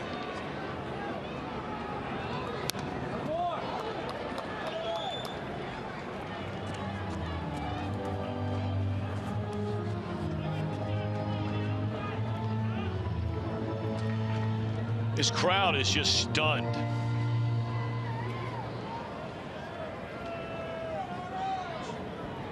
I mean, the Reds were 4 outs away from nailing this thing down with a 3-run lead, and now they're down a run batting in the 8th inning. Hanging around Duvall. That remains 3 balls, 2 strikes.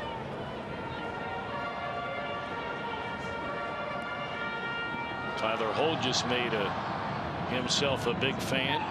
Little girl sitting down there, looks like with her dad in the second row behind the Reds dugout, and Holt fielded that foul ball and flipped it right to her, and she caught it.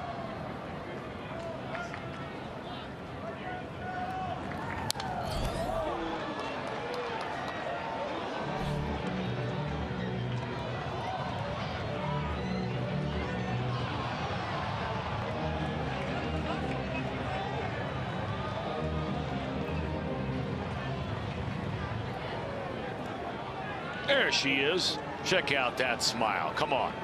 Been cold all night long until you see that. That'll warm up your heart. Now, little brother just showed up, having no idea sister just got one. There's a high fly ball into left center field, and McCutchen closes short of the track, 1 away.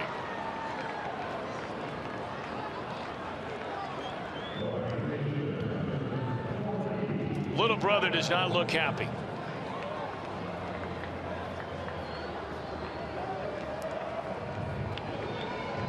Look at this.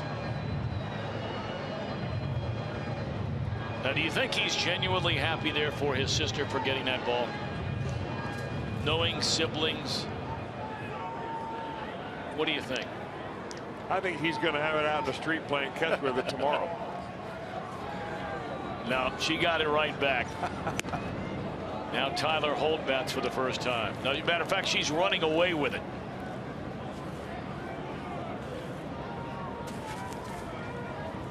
Going back to tell Mom all about it.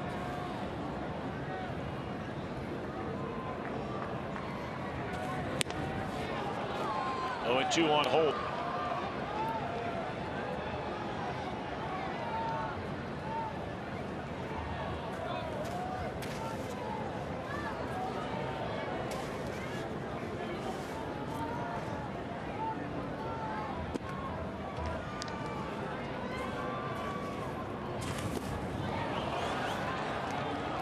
Cervelli will throw down at first. Holt is out of there on strikes. 2 up, 2 down for Phillies here in the 8th inning.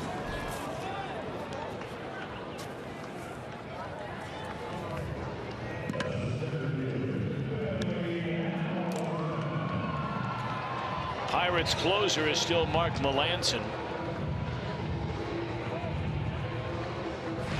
You may remember he took over after Jason Grilli, who was a great story back in 2013, and the way his career had come around full circle. Was debating quitting just a year before when he was pitching in the Philadelphia Phillies organization. Pirates gave him a chance.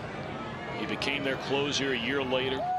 Went to the All-Star game, pitched him to the playoffs, but wasn't the same the following year. Melancon took over. Another guy who was very good to begin his career in Houston, went to Boston. The wheels fell off. Pirates gave him a chance.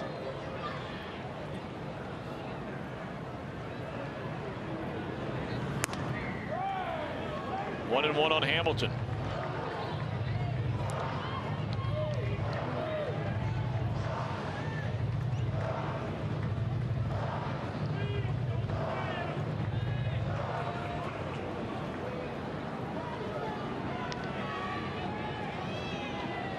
Let's have Blake Wood throwing in their bullpen.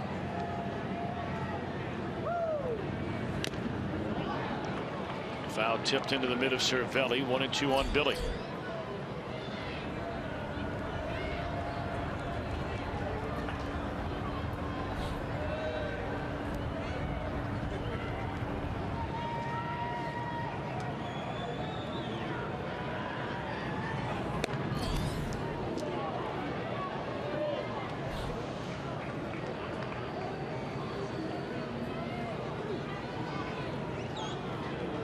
Trying to get aboard. Go back to the top of the order next was Zach Kozart.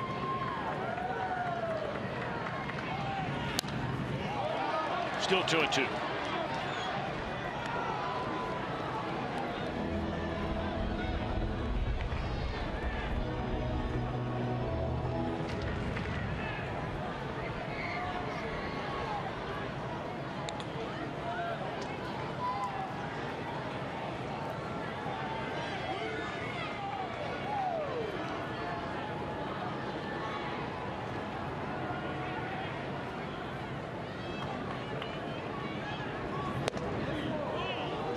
Two on Billy.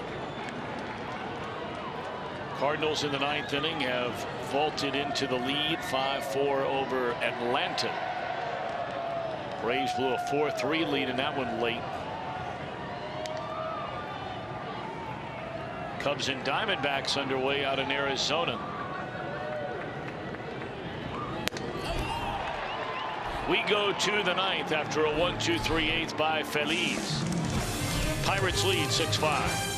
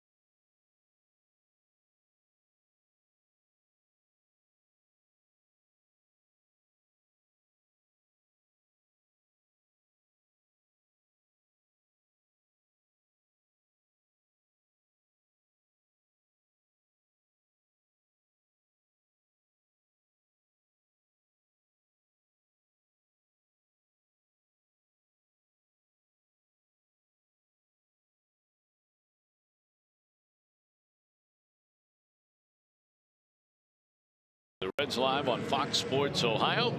Reds Live presented by Ray St. Clair Roofing. Tomorrow, second start of the year for Raisel Iglesias. It'll be the first start of the year for the guy that really is the Pirates' ace in right-hander Garrett Cole, a 19-game winner a season ago. Very, very good ERA. And Iglesias was very good on opening day in a no decision against Philadelphia. Well, the night is over for J.J. Hoover. Join us tomorrow, won't you, for Reds Live at 12:30. By the way, our game coverage begins at 1. Hoover goes a third of an inning, gives up a home run. And now on the pitch is Blake Wood.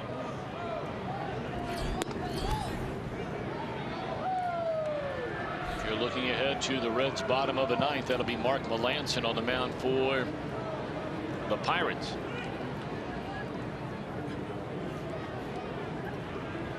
Reds will have a top of the order. Cozart, Suarez, and Votto. And Wood trying to keep it at a 1-run game.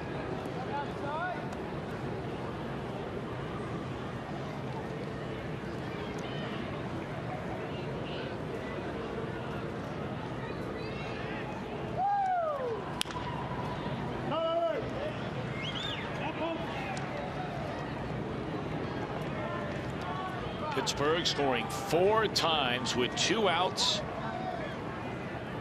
in the 8th inning. In fact, the bases were empty in the 8th inning with 2 outs against Ohlendorf. But after a hit batter and a walk, David Freese chopped an infield single back up through the middle to load the bases, and Starling Marte against J.J. Hoover hit his first career grand slam, giving the Pirates a 6-5 edge.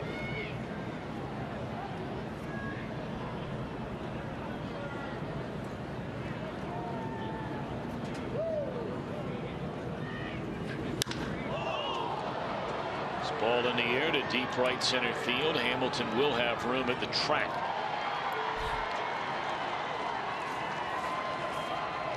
On a summer night, that baby is off the Toyota side.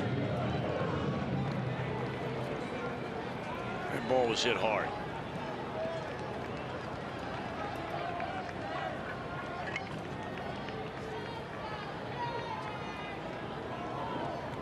Harrison, the batter, he was a huge out, or so it seemed, in the 7th inning, when the Reds had a 2-run lead, and again with 2 outs and nobody on, the Pirates would load the bases, and again primarily without even having to work at it. They got an infield hit. That was against Jumbo Diaz. He walked a batter. In came Cingrani. He walked a batter, but got Harrison on strikes to retire the side. In fact, tonight, the Reds have allowed 12 base runners to reach after there were 2 outs and none on in an inning. That is a staggering number.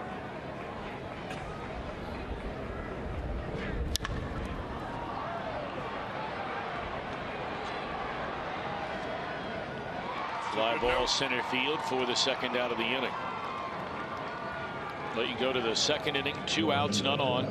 Got a single by Mercer and a double to knock in a run by the pitcher. Yeah, that note you just read about how many base runners the Reds allowed after they had nobody on and 2 out. That's the kind of thing that a pitching coach like Mark Riggins, get his pitchers together tomorrow and say, hey, it's about finishing the inning. And that's a great example of it.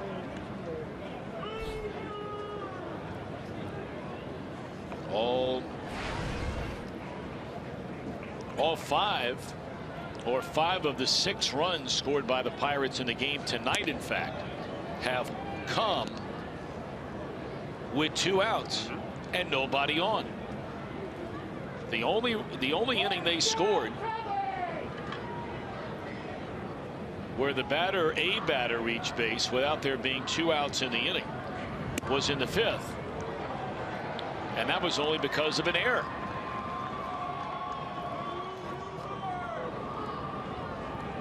Mercer's had a good game.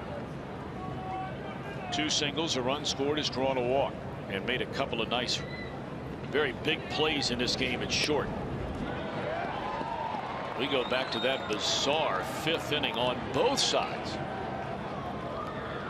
Top of the 5th, Cozart on a ball that bounced off of Suarez, was backing up the play. He caught it.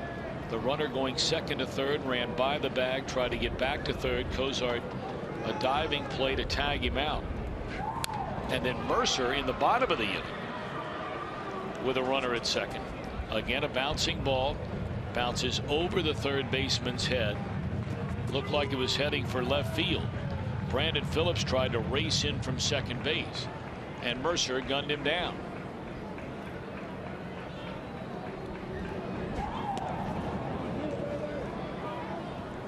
Three and 2 to Jordy Mercer.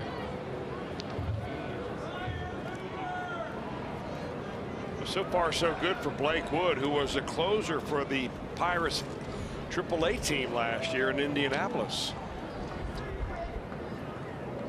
Racked up 29 saves in that 2015 season. Well, he looked good in that inning. Yes, he did. That's finishing an inning. All right, here we go. Can the Reds pull off another miracle? Cozart, Suarez, Votto. Reds are down a run.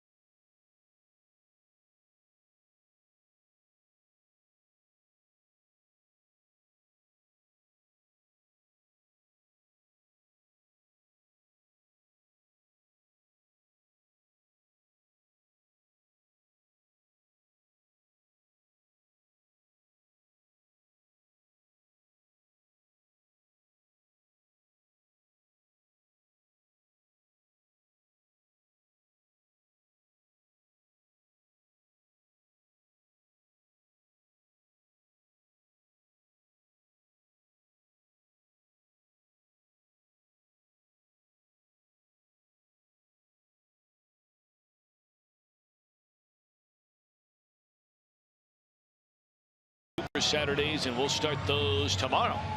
Reds and the Pirates. If you're one of the first 20,000 fans through the gate, you'll take home a Reds fleece blanket, and you will need it tomorrow, presented by Coca-Cola. Those blankets are sweet. So we'll look forward to seeing you here at the ballpark tomorrow.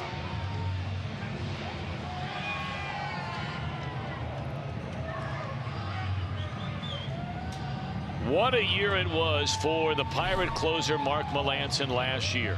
Nearly a perfect season. He had 51 saves in 53 attempts. That is an incredible year. It really is. And you look at his stuff overall and you say, well, Mark Melancon doesn't fit the typical closer stuff. A guy that comes out and throws high 90s or has a pitch to just blow you away. But what he does throw is a cut fastball. He throws it about 50% of the time, and not quite like Mariano Rivera's, but it's a pitch that goes up to the plate. It fools hitters, both lefties and righties. He's got a good curveball that he uses a lot, and he has been very tough at the end of the bullpen here for the Pirates.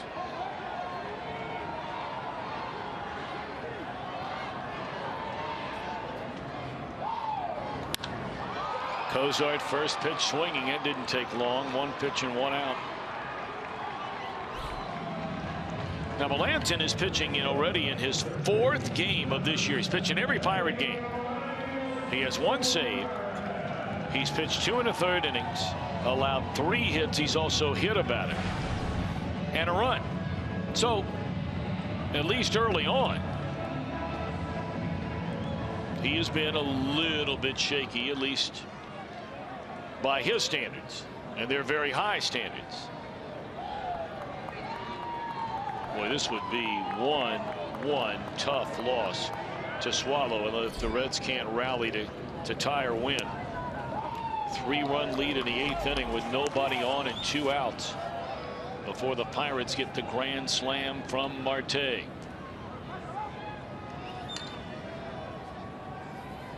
Pitcher of record for the Reds is Hoover, and the pitcher of record for the Pirates, despite the fact that he pitched 2 innings and he gave up 2 runs, 1 earned, is Ryan Vogelsong. But Suarez more than capable with one mighty crack of the bat of tying this game up here in the last of the 9th inning.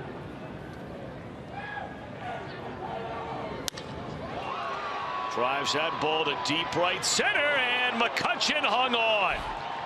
Perhaps the biggest play of the night right there by McCutchen. If that sails over his head, that's for sure 2 and maybe 3. And that ball looked like it was still sailing when McCutchen reached up and grabbed it down. That ball was really hit hard.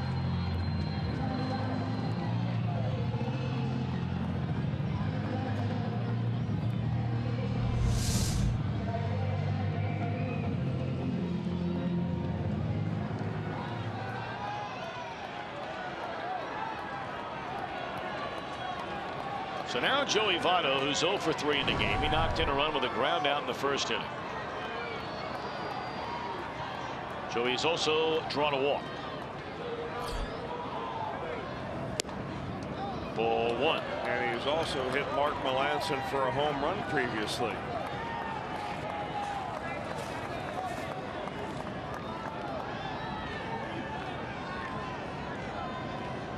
One and 0 the count on Votto. Now 2 balls and no strikes. The Reds' best hitter tonight is standing on the on-deck circle.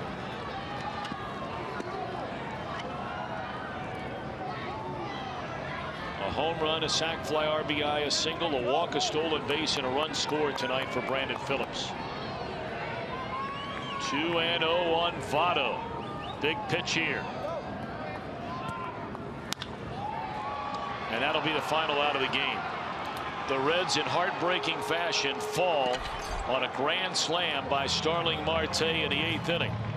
It comes against J.J. Hoover, and that is our Miller time moment, brought to you by Miller Lite. Hoover had just come into the game after Ohlendorf, with 2 outs and nobody on, loaded the bases. And on a 1-0 pitch, Marte hit it a mile to left center field. And the Pirates are still unbeaten, and they hand the Reds their first loss of this season. Final count of 6-5. We're right back at it early tomorrow. Reds live at 12:30. Game coverage at 1. Reds live the post game right now.